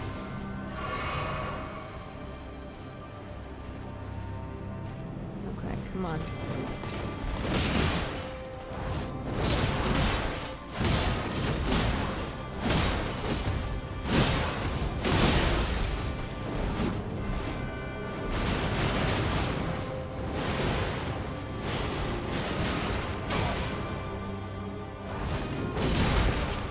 Why am I doing the magic?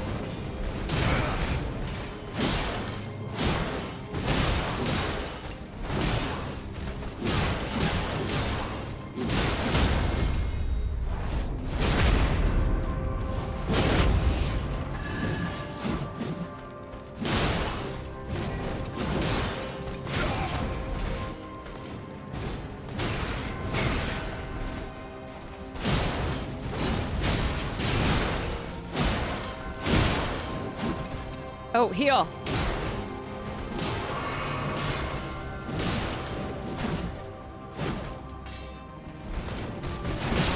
Ah! Ah! Should I try to fight her without Mimic? Wait, what happened? Oh, I'm dead. Yeah, I was like,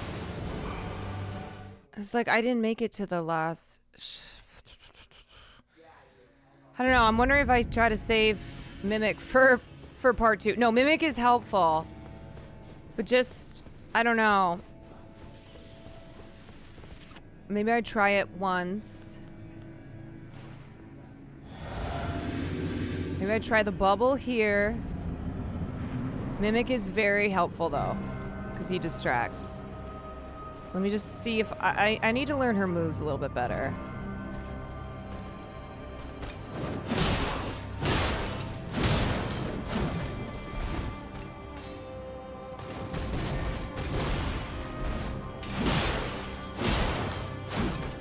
Ah!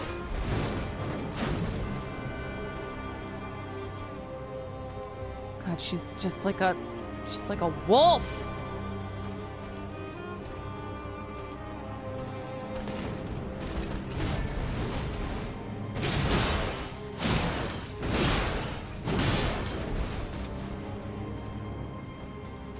Ah!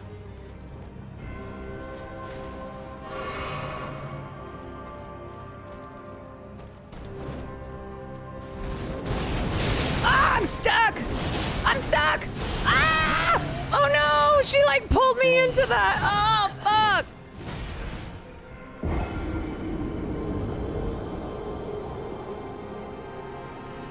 God damn it. I just need to run, right? I shouldn't try to...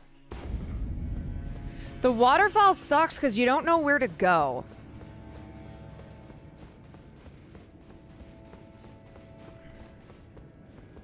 All right, let's try this again.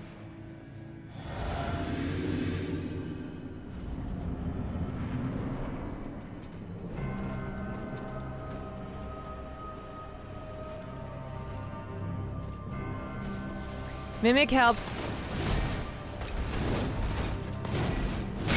Shit.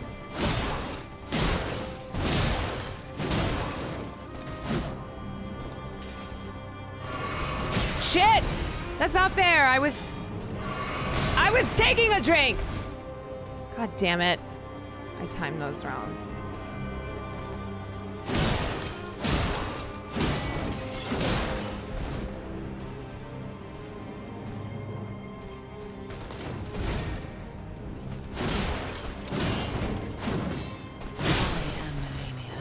Shit.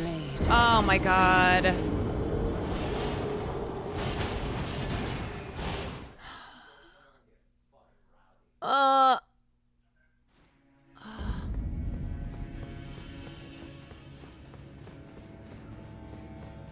You say this as a Kai fan, if you can do it, you can definitely do it. What did, but he fought without, like, anything, right?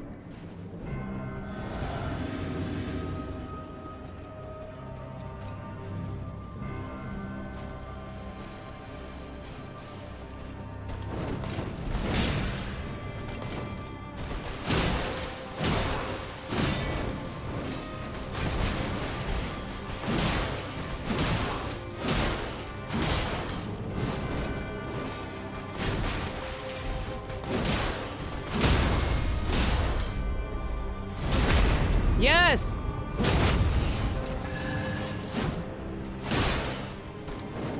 Oh, oh no!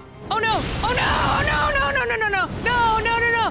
No! Oh, I got caught! Oh, I took one hit too much, and I got caught in the waterfall. God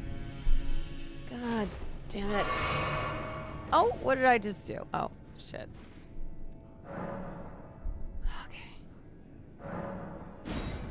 It was going pretty well. I had staggered her.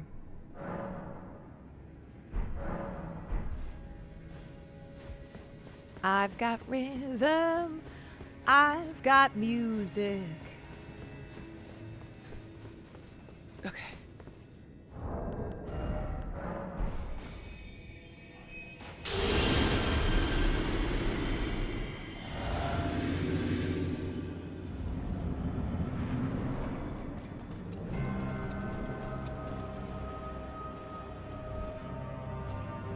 Come on, Malenia.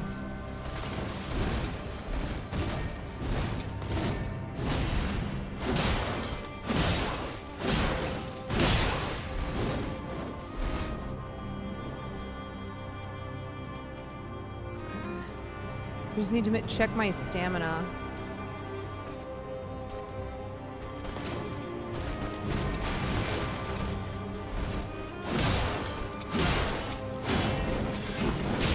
Oh, you bitch! Oh, you bitch! Blade. Fuck. Okay, I'm going back to Mimic. Ooh.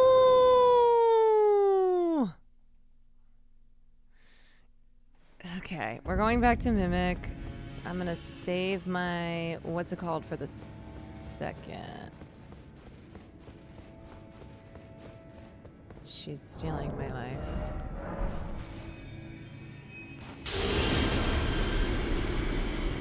Okay. I just gotta stay closer to her so she doesn't beat his ass so much.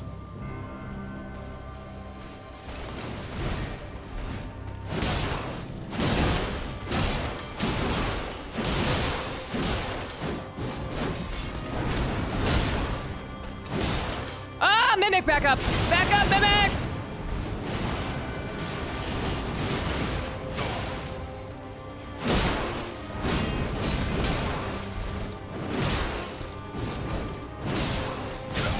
Oh, shit.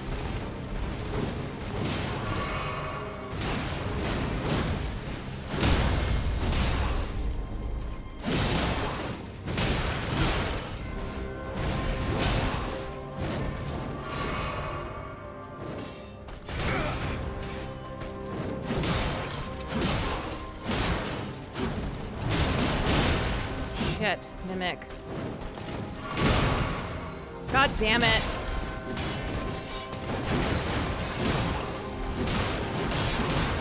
I'm not even hitting her.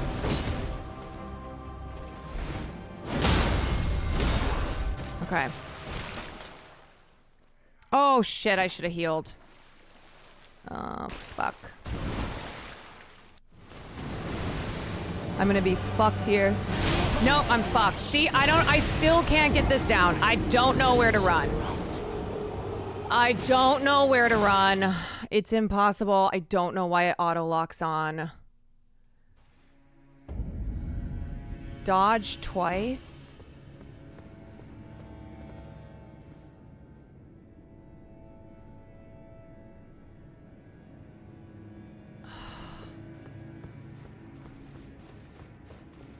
You run straight backwards, but okay.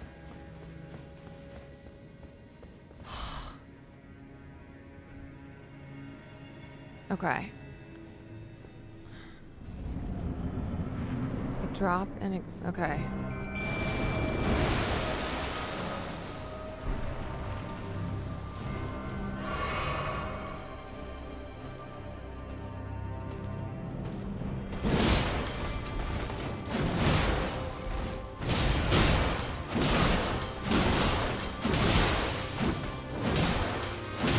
Get out! Move, you okay, I got caught. I had no stamina and couldn't leave. That was a bad run. That doesn't count. That doesn't count. Does not count.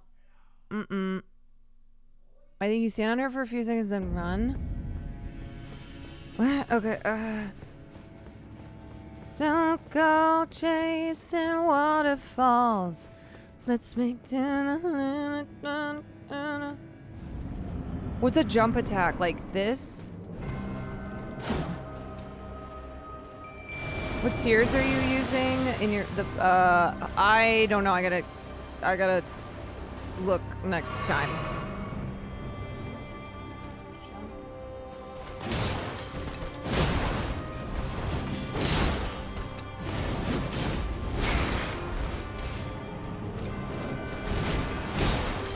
Why can't I jump? Oh, there we go.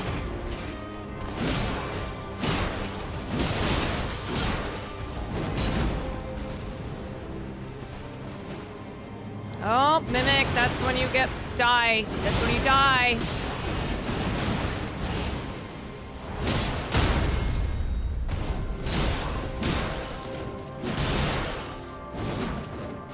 Oh, I hate when I take that extra so I look stupid.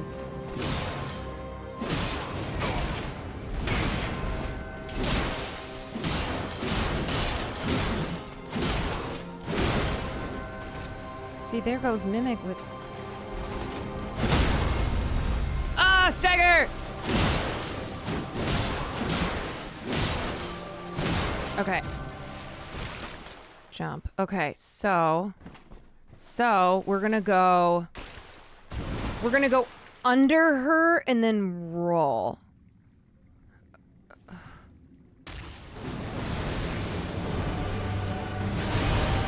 Okay, we did it.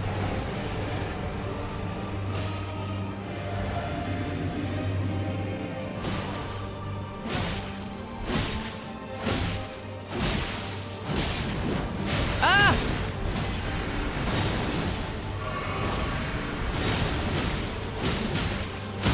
Come on, yes!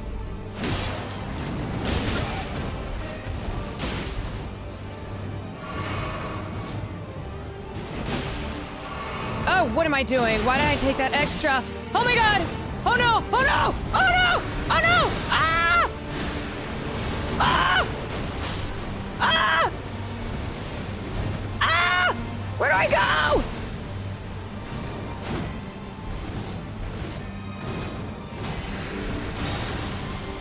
Ah! Ah!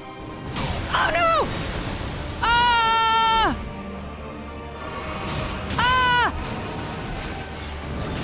Ah! Please out! I can't! I need to heal! Please! Oh no!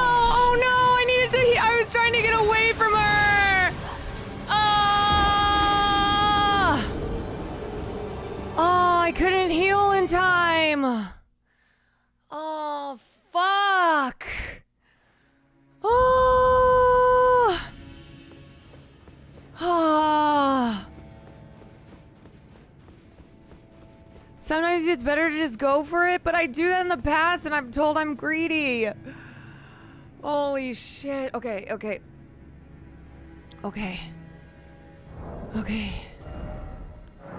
Oh my god, I cannot believe that.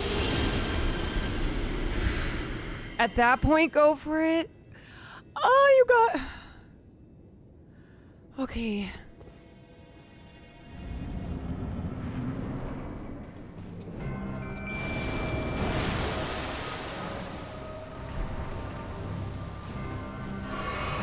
It's hard to know because I'm like, if I can back up and heal and I just can get...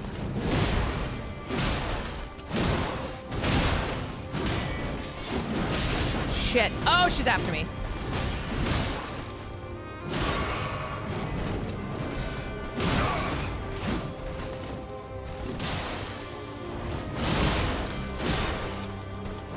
Oh, back up. Back up. Oh, I'm stuck. Oh, I was stuck in it. I was stuck in her stupid foul. Okay, it's fine. Just focus. We know how to get through the first part.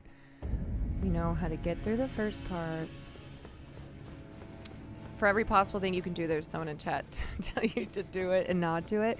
I don't know what you're talking about. What? Oops. No.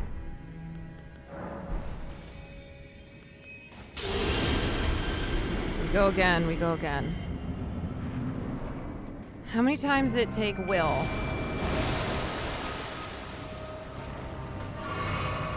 Sometimes she runs towards you and she's so scary.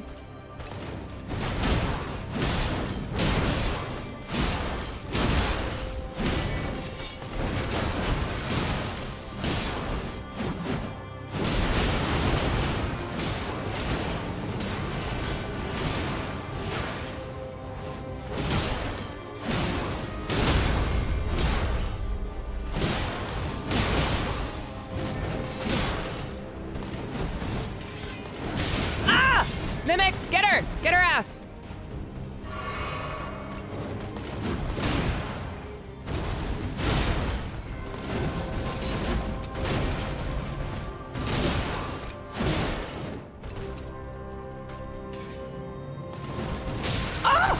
Oh, she came after me. Oh, God damn it. Oh, God damn it. Oh. Sometimes I think she's going after... Okay. Fuck.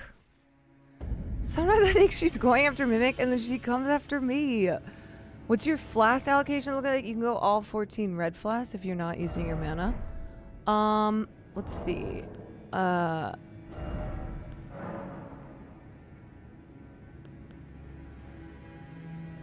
I have this.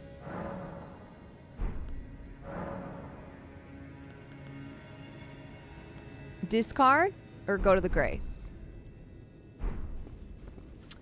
Kobe Soto, thank you for the 2 months. Flasks.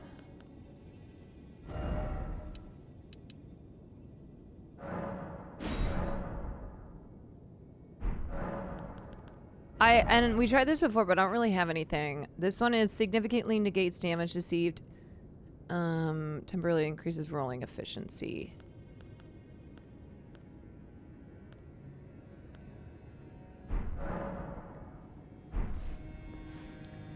I think it's the best it can be.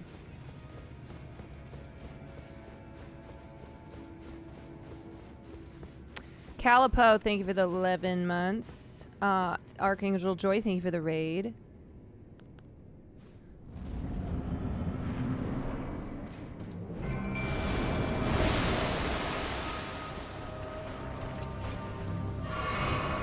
Alright, come on, bitch. Okay.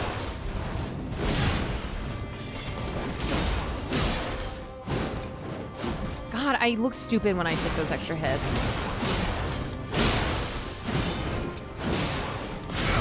Oh, okay. Alright. I feel like we both took that one. God, she looks cool and I don't.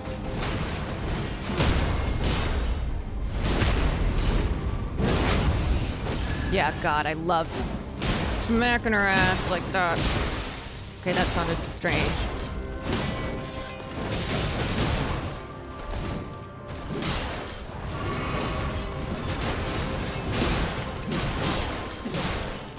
I didn't mean it like that.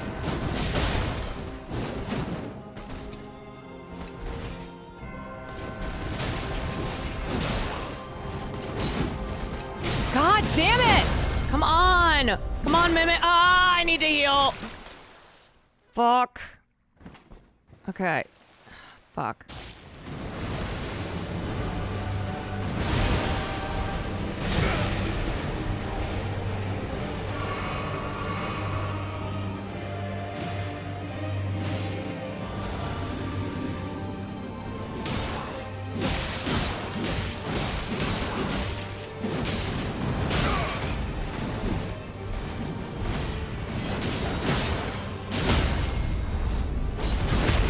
Yes!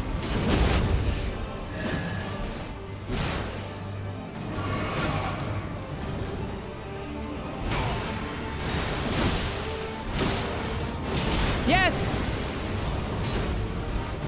Oh no! Oh no! The Scarlet Rot! Oh, I forgot. Oh, shit. Shit. Oh, okay, okay. It's okay. It's okay. Just when she gets that rot. I know she gets that rot. Okay.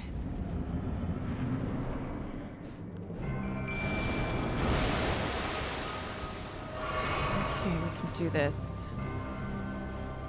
Come on, hit me! Hit me!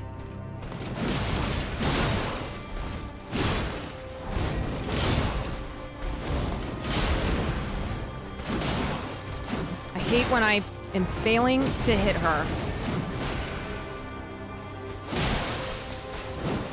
Oh, back up, back up, back up! Oh, I'm stuck! I'm stuck. Ah, I got stuck, I got stuck, I got stuck. Oh, I should have told her to hit me. Oh, I hate the mad rolling. I hate the mad rolling. Okay, come on. Come on. We just go again. Just keep going. We can do this.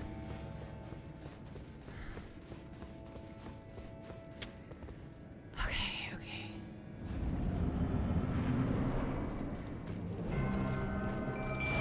Can use... What's weapon art? Okay, I'm ready.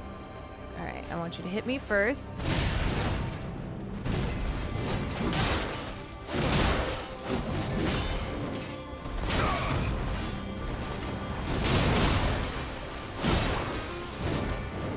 Ah, too much.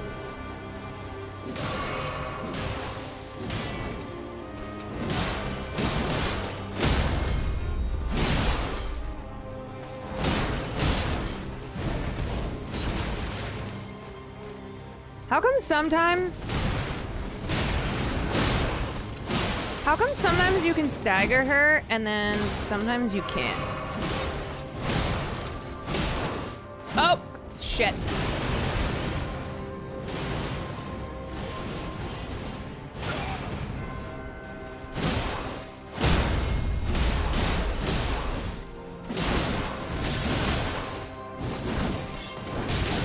Shit.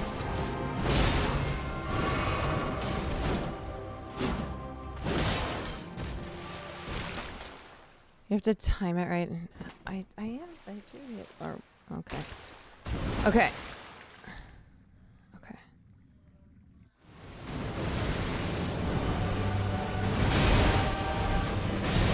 Okay.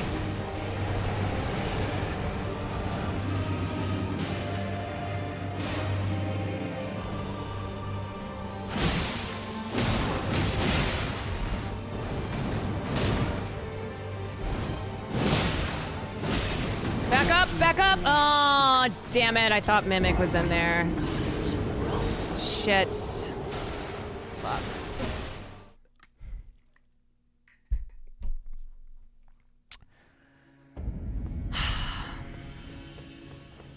I know, I need to target her back.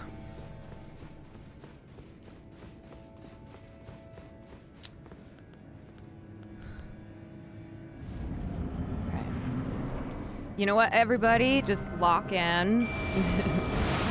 We don't know when we'll finish this. Your weapon art is your backspin.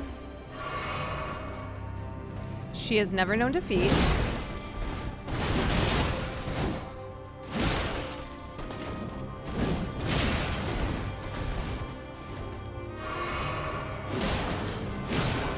Oh, god damn it, Caroline. I just wasted that. I meant to jump.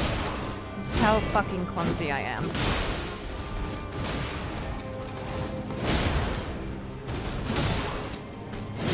Ah, back up. No, I'm stuck. I'm caught in it.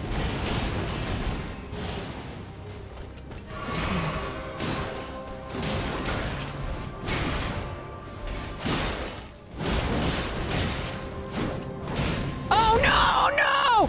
Oh, no! Oh, stop. She did the thing. Oh, she shish kebabbed me. Why doesn't she... when does... Do I bleed?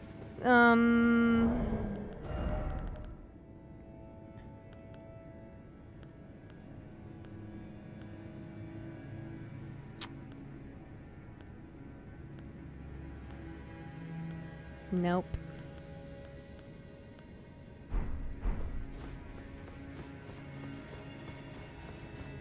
Oh, I keep forgetting about the rune arcs.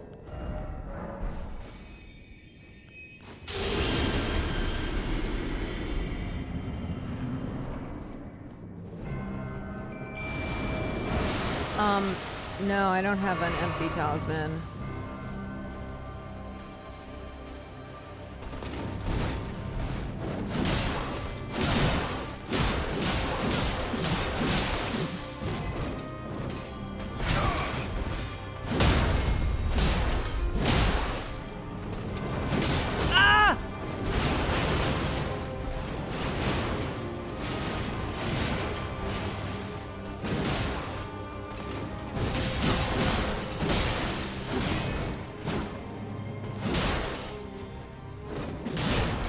Oh no, Mimic! Oh no, Mimic! Oh no! Oh no!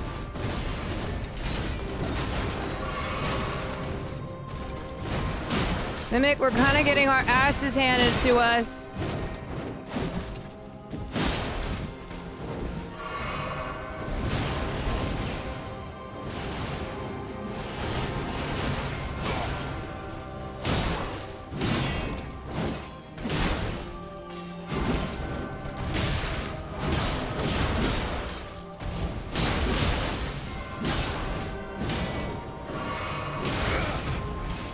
Mimic is almost dead. Fuck. Mimic is almost dead. He took some serious hits that round.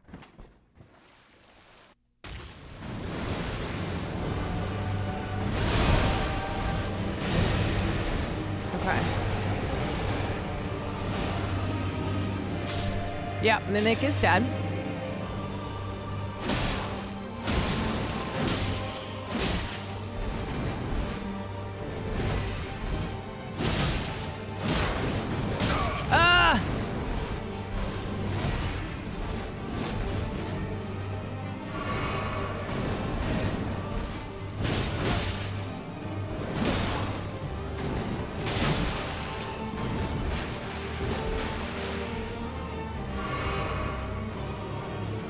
She's so scary.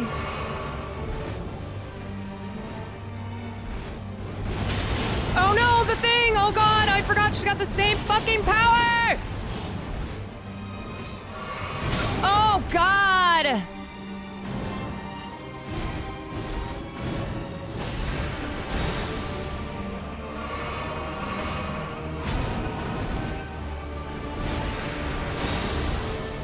Fuck.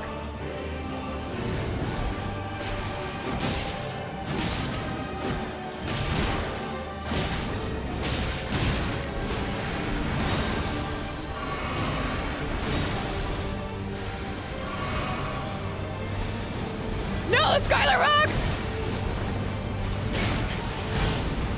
What is that move?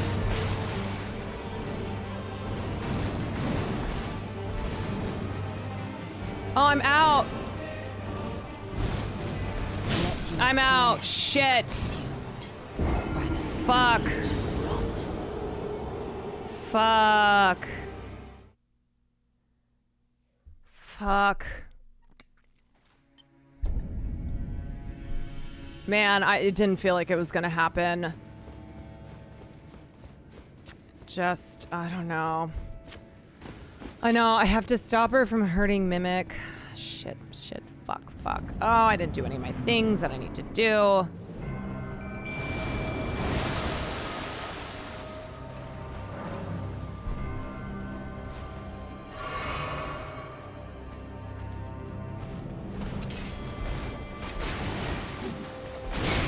Shit.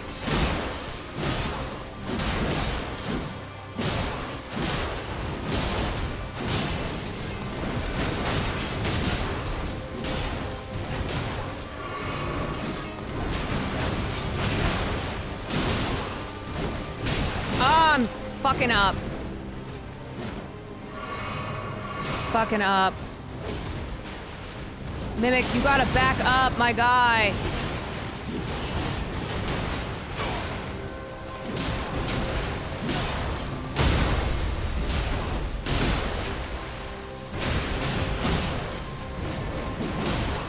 Daddy's here, Mimic.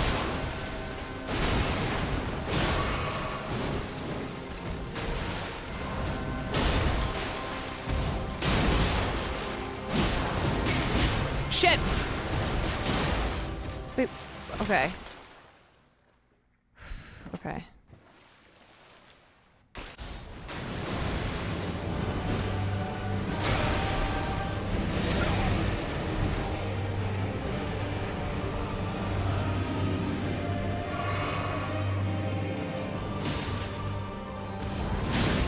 Shit, I wasted a hit there.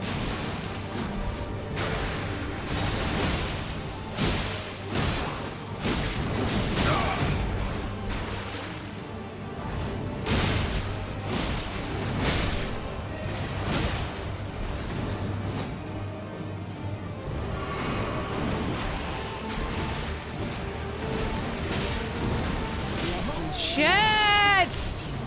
What? Scarlet rot. She got my ass.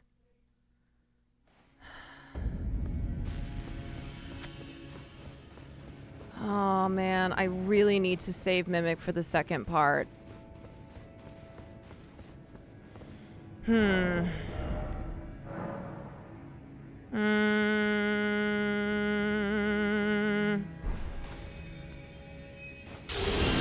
Alright, let's try it one more time. Let's try it again.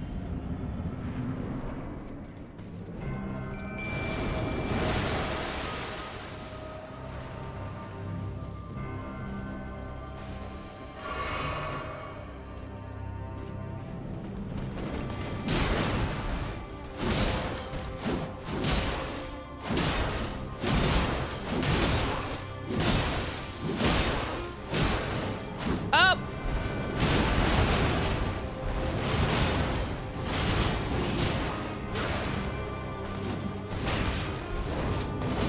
Shit, I hate when I miss the magic one. God, I am overestimating the reach of my sword, but also like... Come on, Mimic. Beat her ass!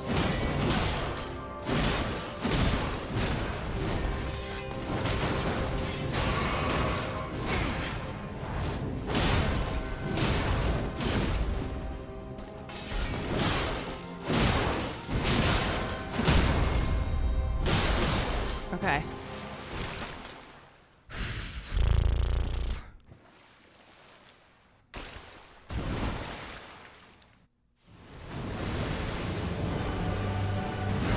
No! No!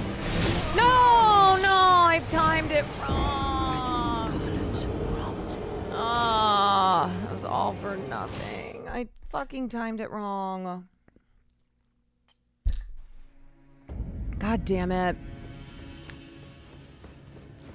Man, when you don't get that dodge, it just... Like, if you do not time it right, you're fucked.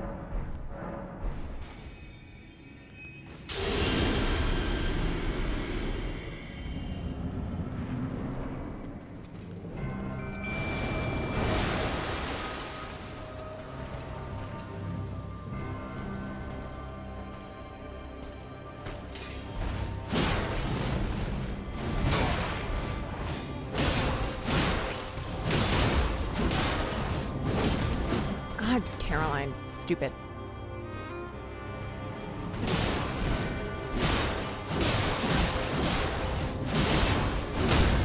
Come on, Mimic. Ah! Ah! Ah! The stupid waterfall!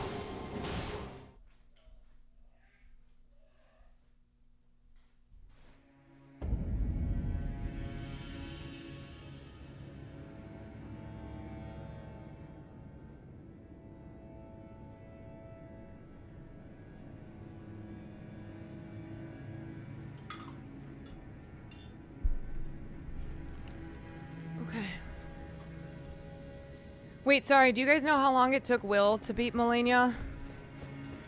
Wish she'd Scarlet Rot me. No, you don't!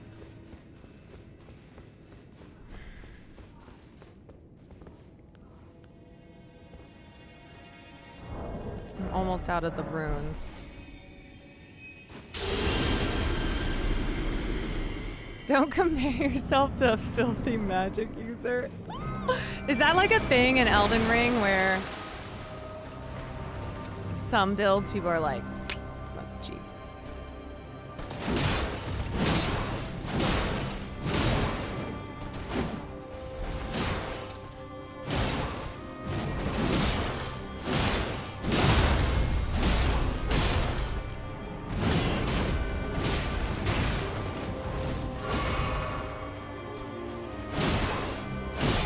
Shit! Sometimes I don't even see her hit me, and then she does.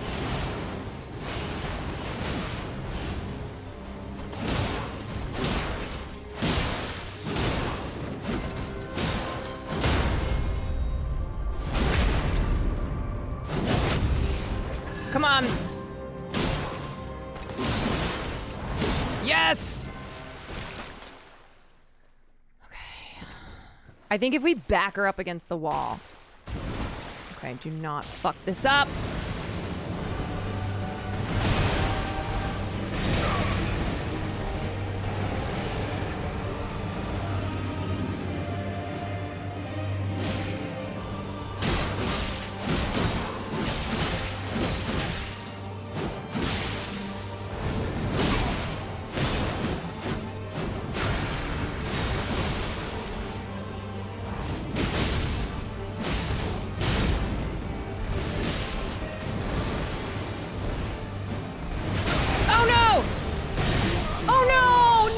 Stupid ass rot! Scarlet rot. Ah!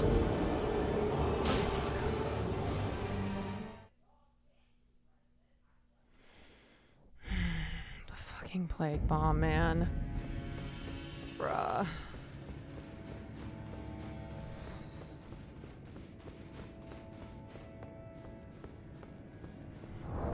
Was there anything that I could have done there?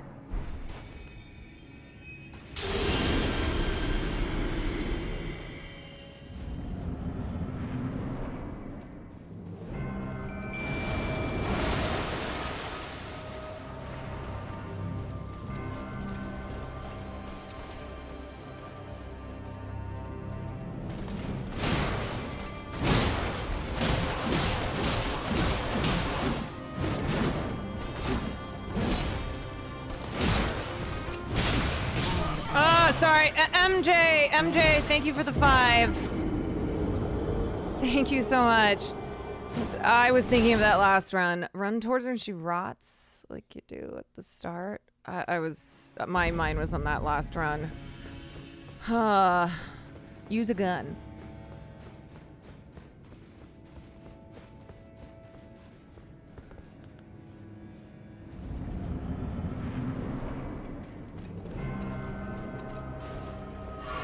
Wow, what? No, okay, I'm starting all over. Fuck! Oh, fuck that. I thought I...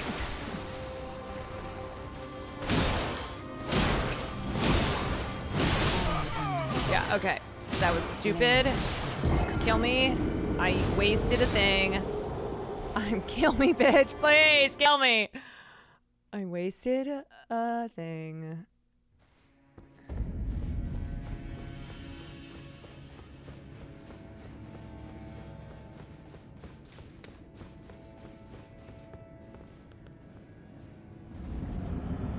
I am Malenia. And you're a bitch.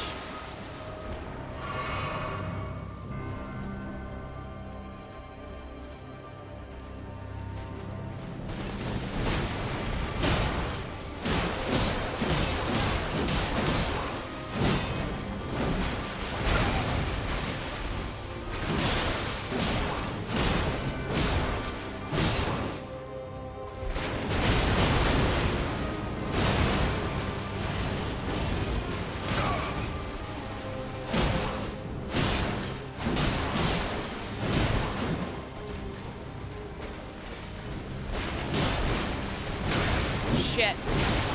Good hit. Why am I complimenting her?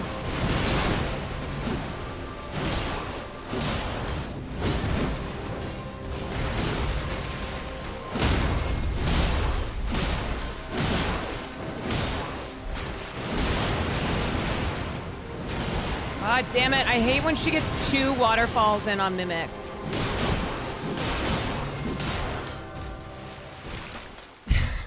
You're a girl's girl. Okay.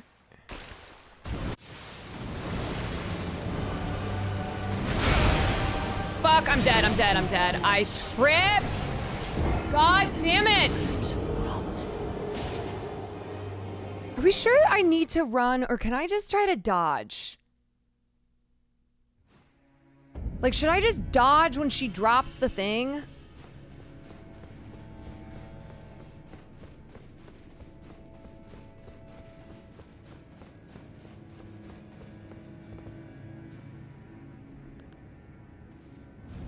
Okay. You know what? Fuck it. Let's go for it. But you have to be moving. Okay.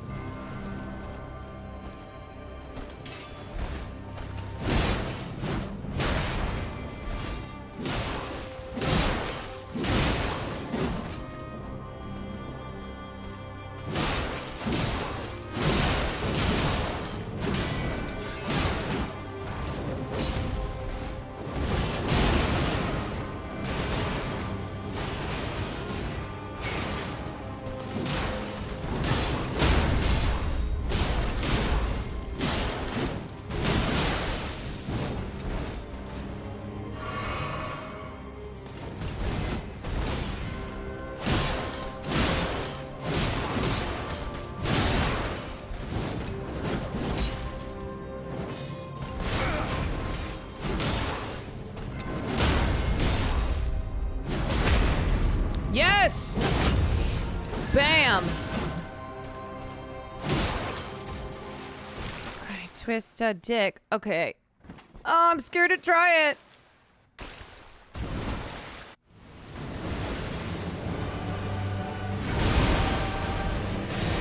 Ah! Oh, I did it!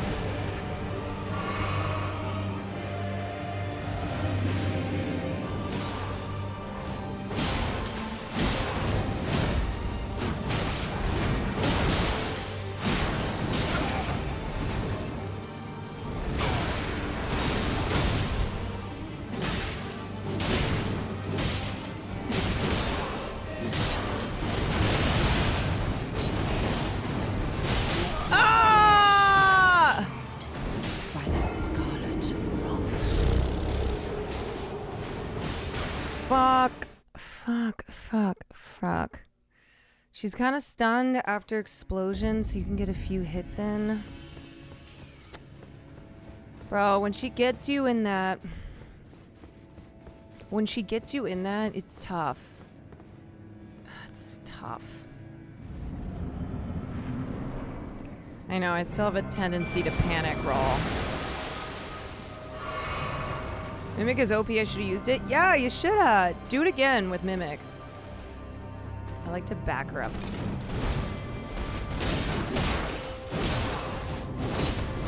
God damn it, idiot.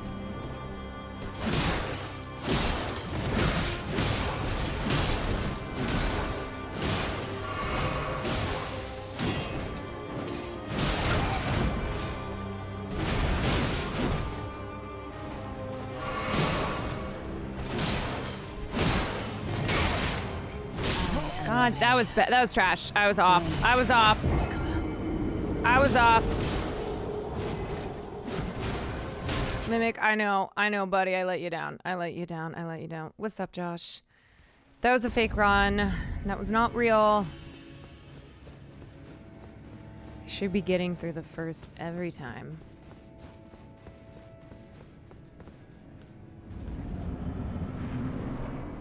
I wish it didn't take so long for your stamina to recover.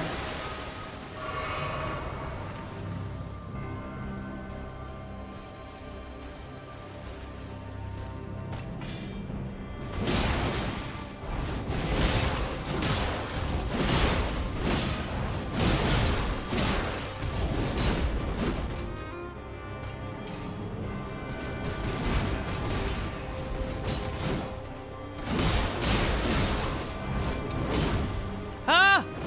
How many?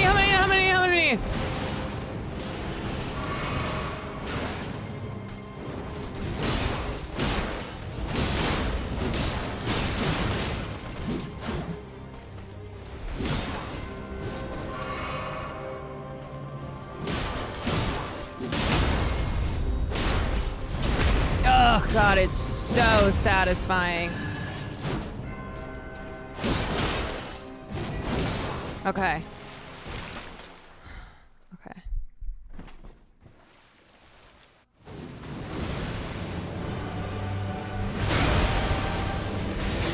What? Ah! By the scarlet rot. Oh, it feels so worthless. Did I dodge too early?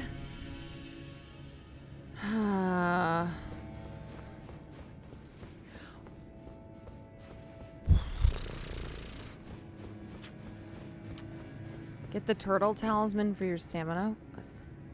Wait, what? I was told, you guys, I was told not to lock on. Now, I'm getting conflicting.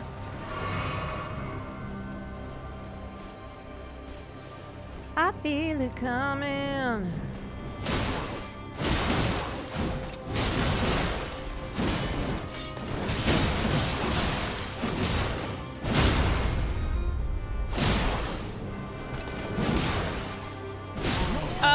I was dumb. I was dumb. I had no health. I had no health. That was stupid. That was stupid.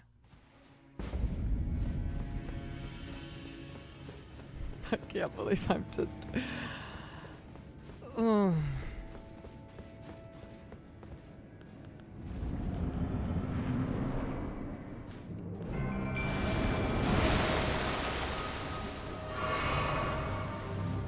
Ugh, I have to leave in an hour. I really want to do this.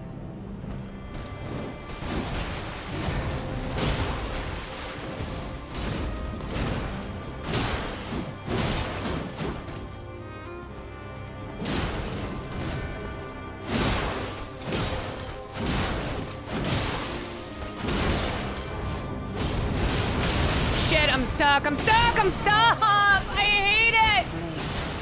I'm making the same mistakes. I'm making the same mistakes of getting out of stamina because I take one more hit and then I can't move and she waterfowls me.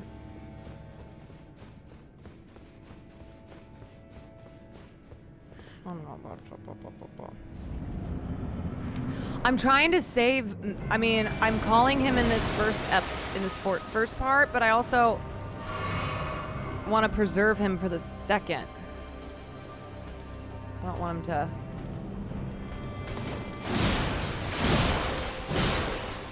Okay, back up now. Oh, I didn't think she was gonna hit me.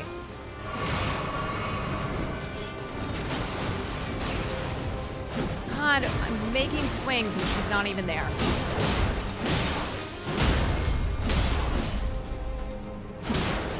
Nope, move. No, I'm stuck. I got caught.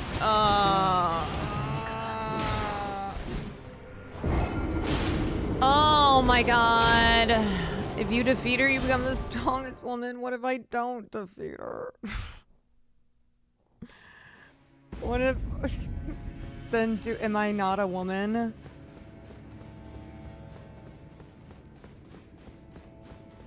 How do I dodge the waterfall when her blade goes down? Fuck.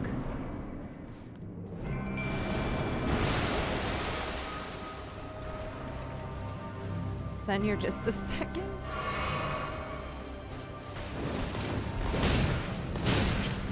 Oh, sometimes she just fucks your ass up.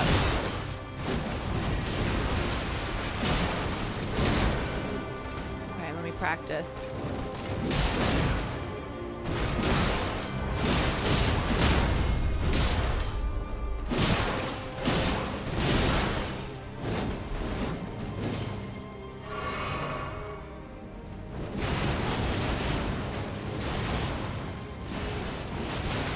Boom.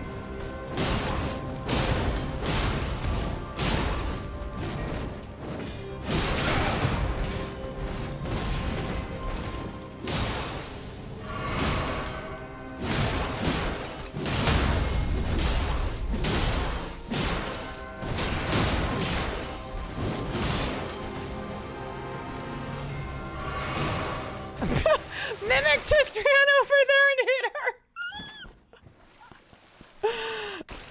Okay, I'm gonna...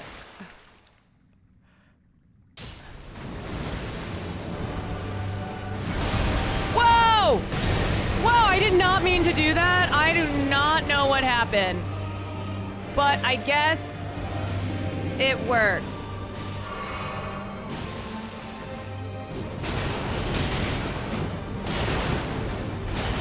God damn it. Mimic is gonna be dead in like 2 seconds.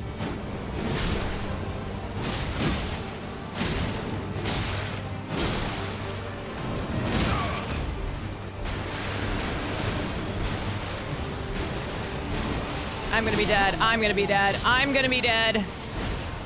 Hexing, thank you for the gifted. I'm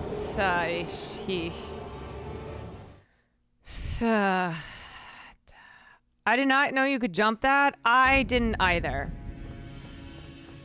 I didn't mean to jump. I don't know what happened. I don't know if I can do that again. Literal pixel of hell.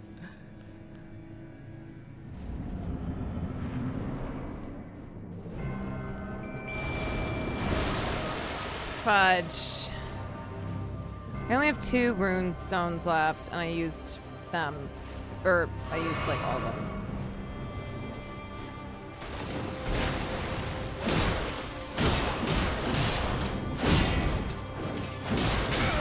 Oh, yikes.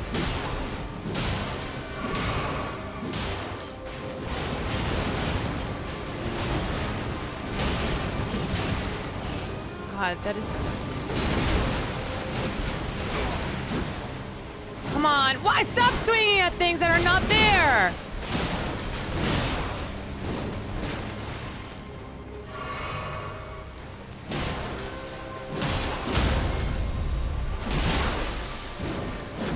God, Mimic, we look like idiots.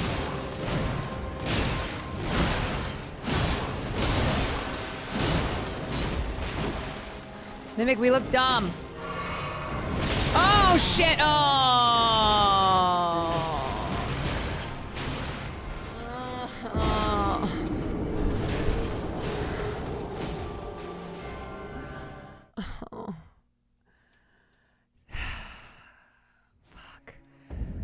How many times can I do this?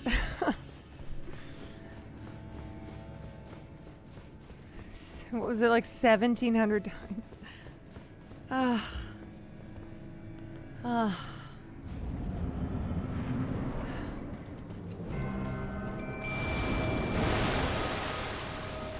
Is there a death count? I've lost... no. Maybe we start now.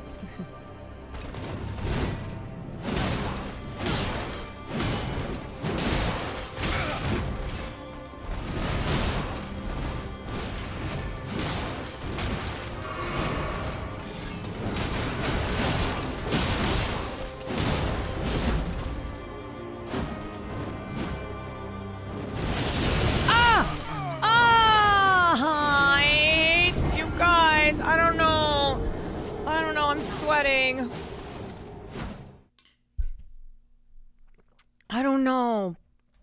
I gotta turn the air down.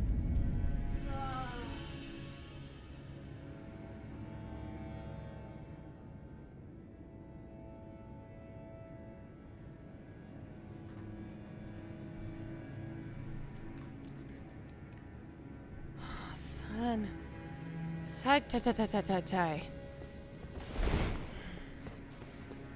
Dodge, duck.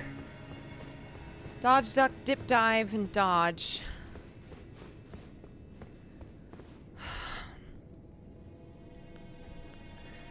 Okay, I'm just gonna take my time.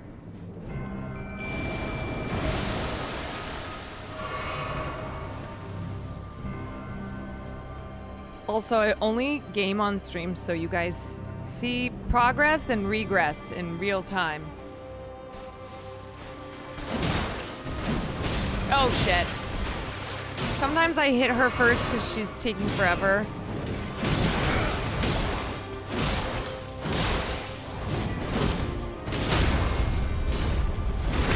Oh, that feels so good.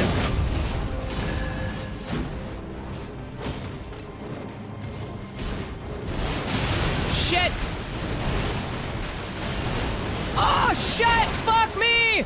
Ah! How am I alive?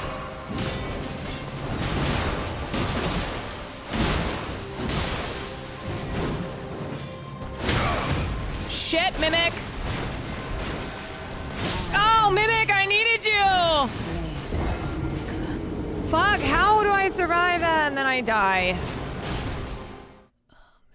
Oh, Mimic, oh, Mimic, I don't know how the problem is I don't know how I do it.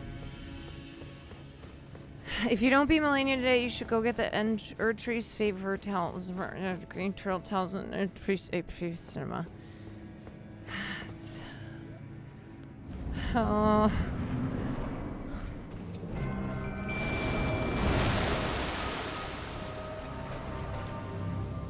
What you want, bitch?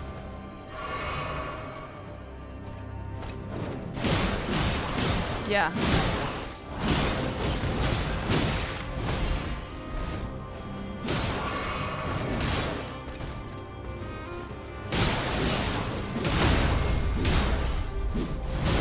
Yeah, Mimic!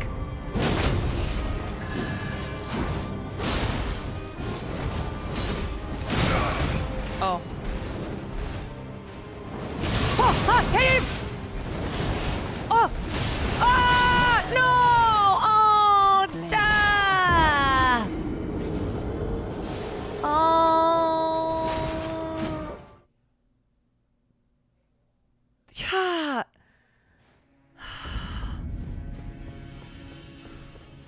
Did I roll into Mimic?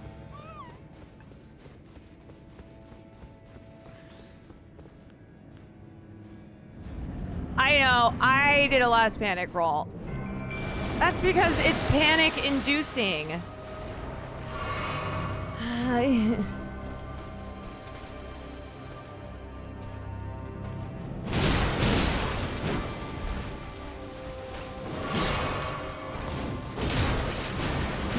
Oh, that looks so dumb. Oh no, Mimic! I can't hit her when she's doing that. Mimic, I tried!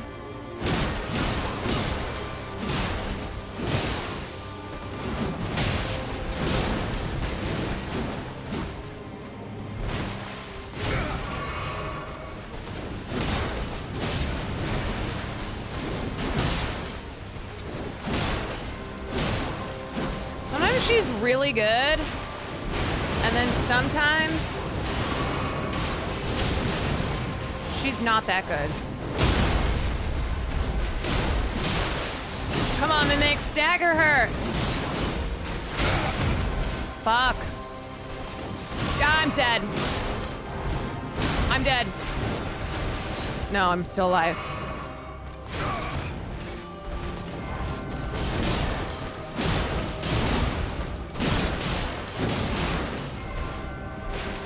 God, I'm just gonna run. I'm just playing lazy now.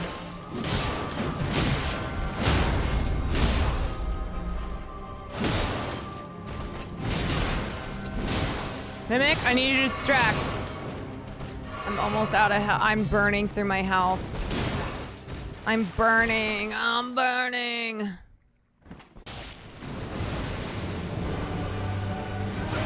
Oh, what? The fuck? Can I run in there, or is it poisonous? Like, at what point am I not supposed to be able to...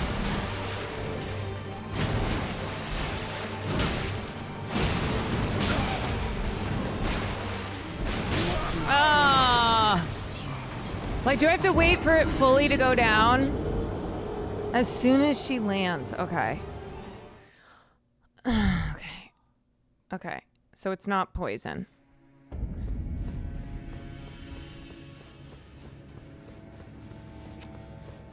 And then I don't know if, like, when she goes up, do I go away or do I roll into?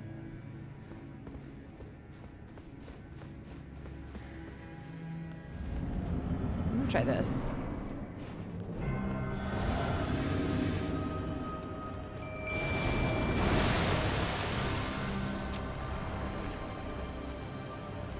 Roll to the side when she floats.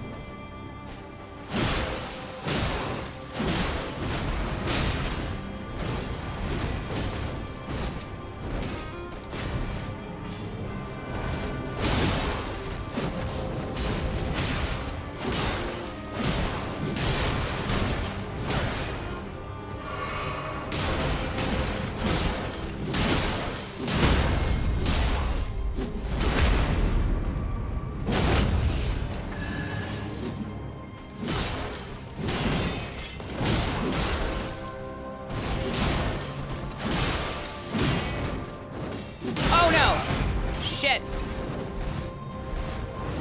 Oh shit! Oh, she came after me!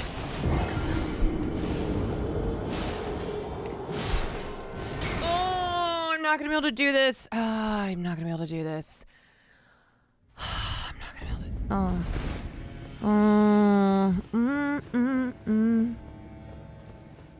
Fuck.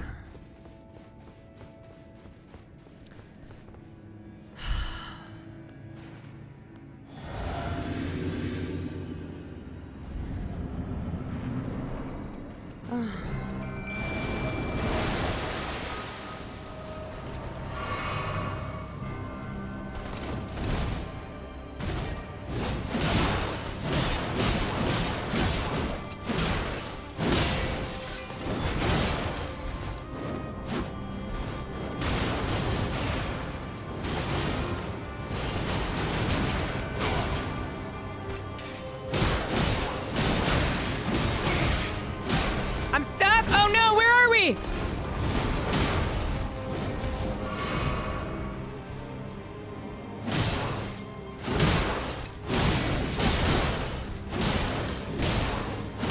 Yeah, Mimic.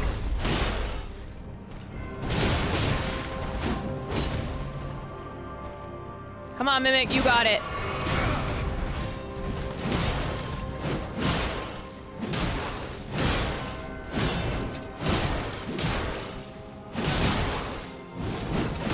Okay.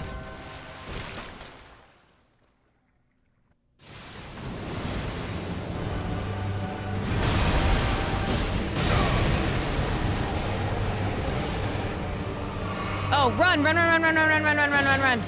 Oh, I have no stamina.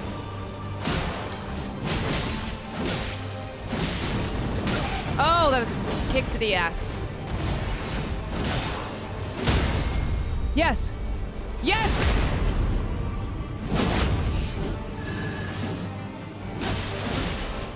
Come on, Mimic!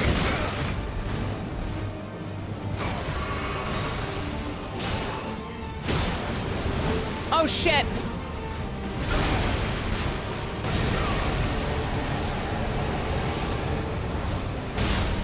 Wait, what? Wait, you guys, I thought I could run in there. The scarlet rot. I died of the rot. I thought I could run in there. I thought we said when the flower petals go down.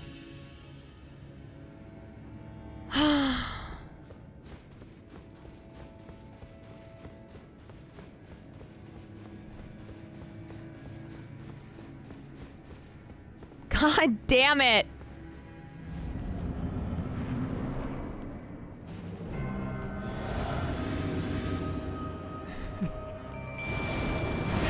God damn it.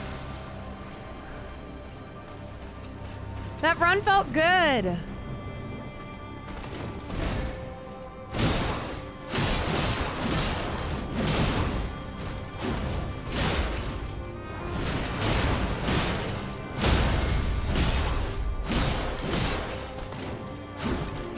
God damn it, I look stupid.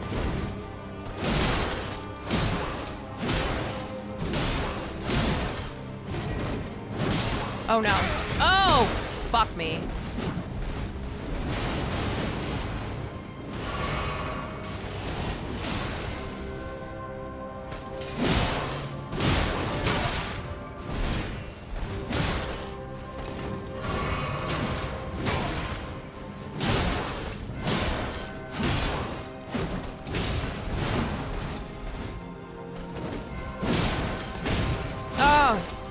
Sometimes she's got these moves, and I'm like, where did that come from? And then Mimic is just like,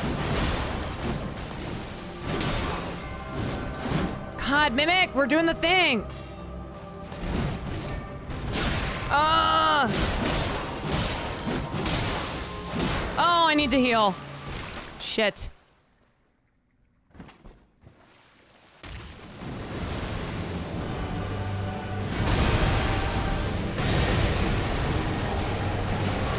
Okay, now can I go?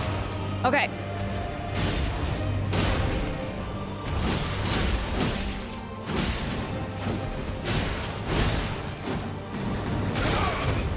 Shit.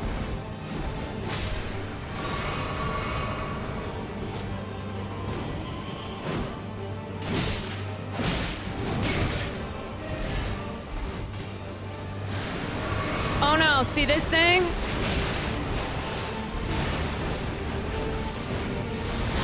What?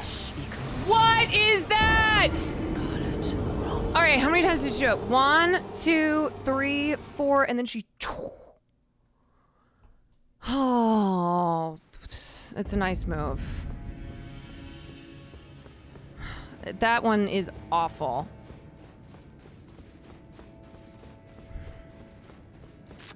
It was rough.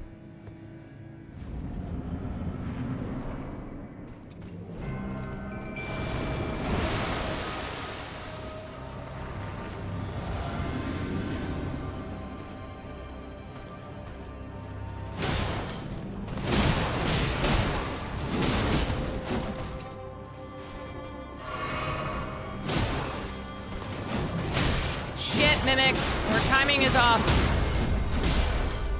Oh, I didn't stagger her ass.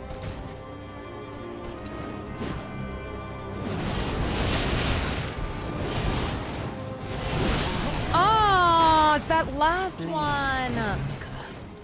Oh, fuck me. That last one, she keeps getting me. Fuck. Don't go chasing waterfalls. Mm-hmm.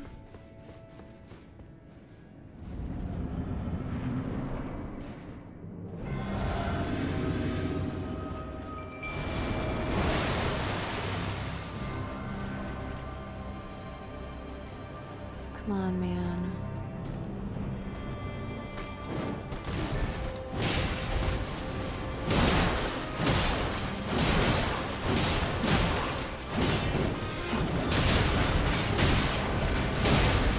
Shit.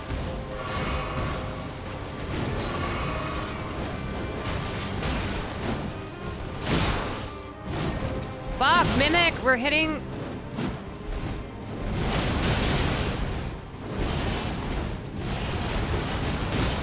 Ah! Ah! Oh!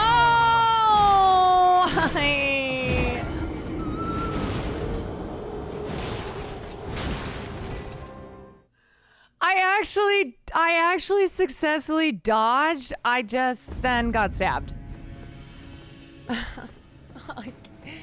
Oh, this is hard. This is so hard.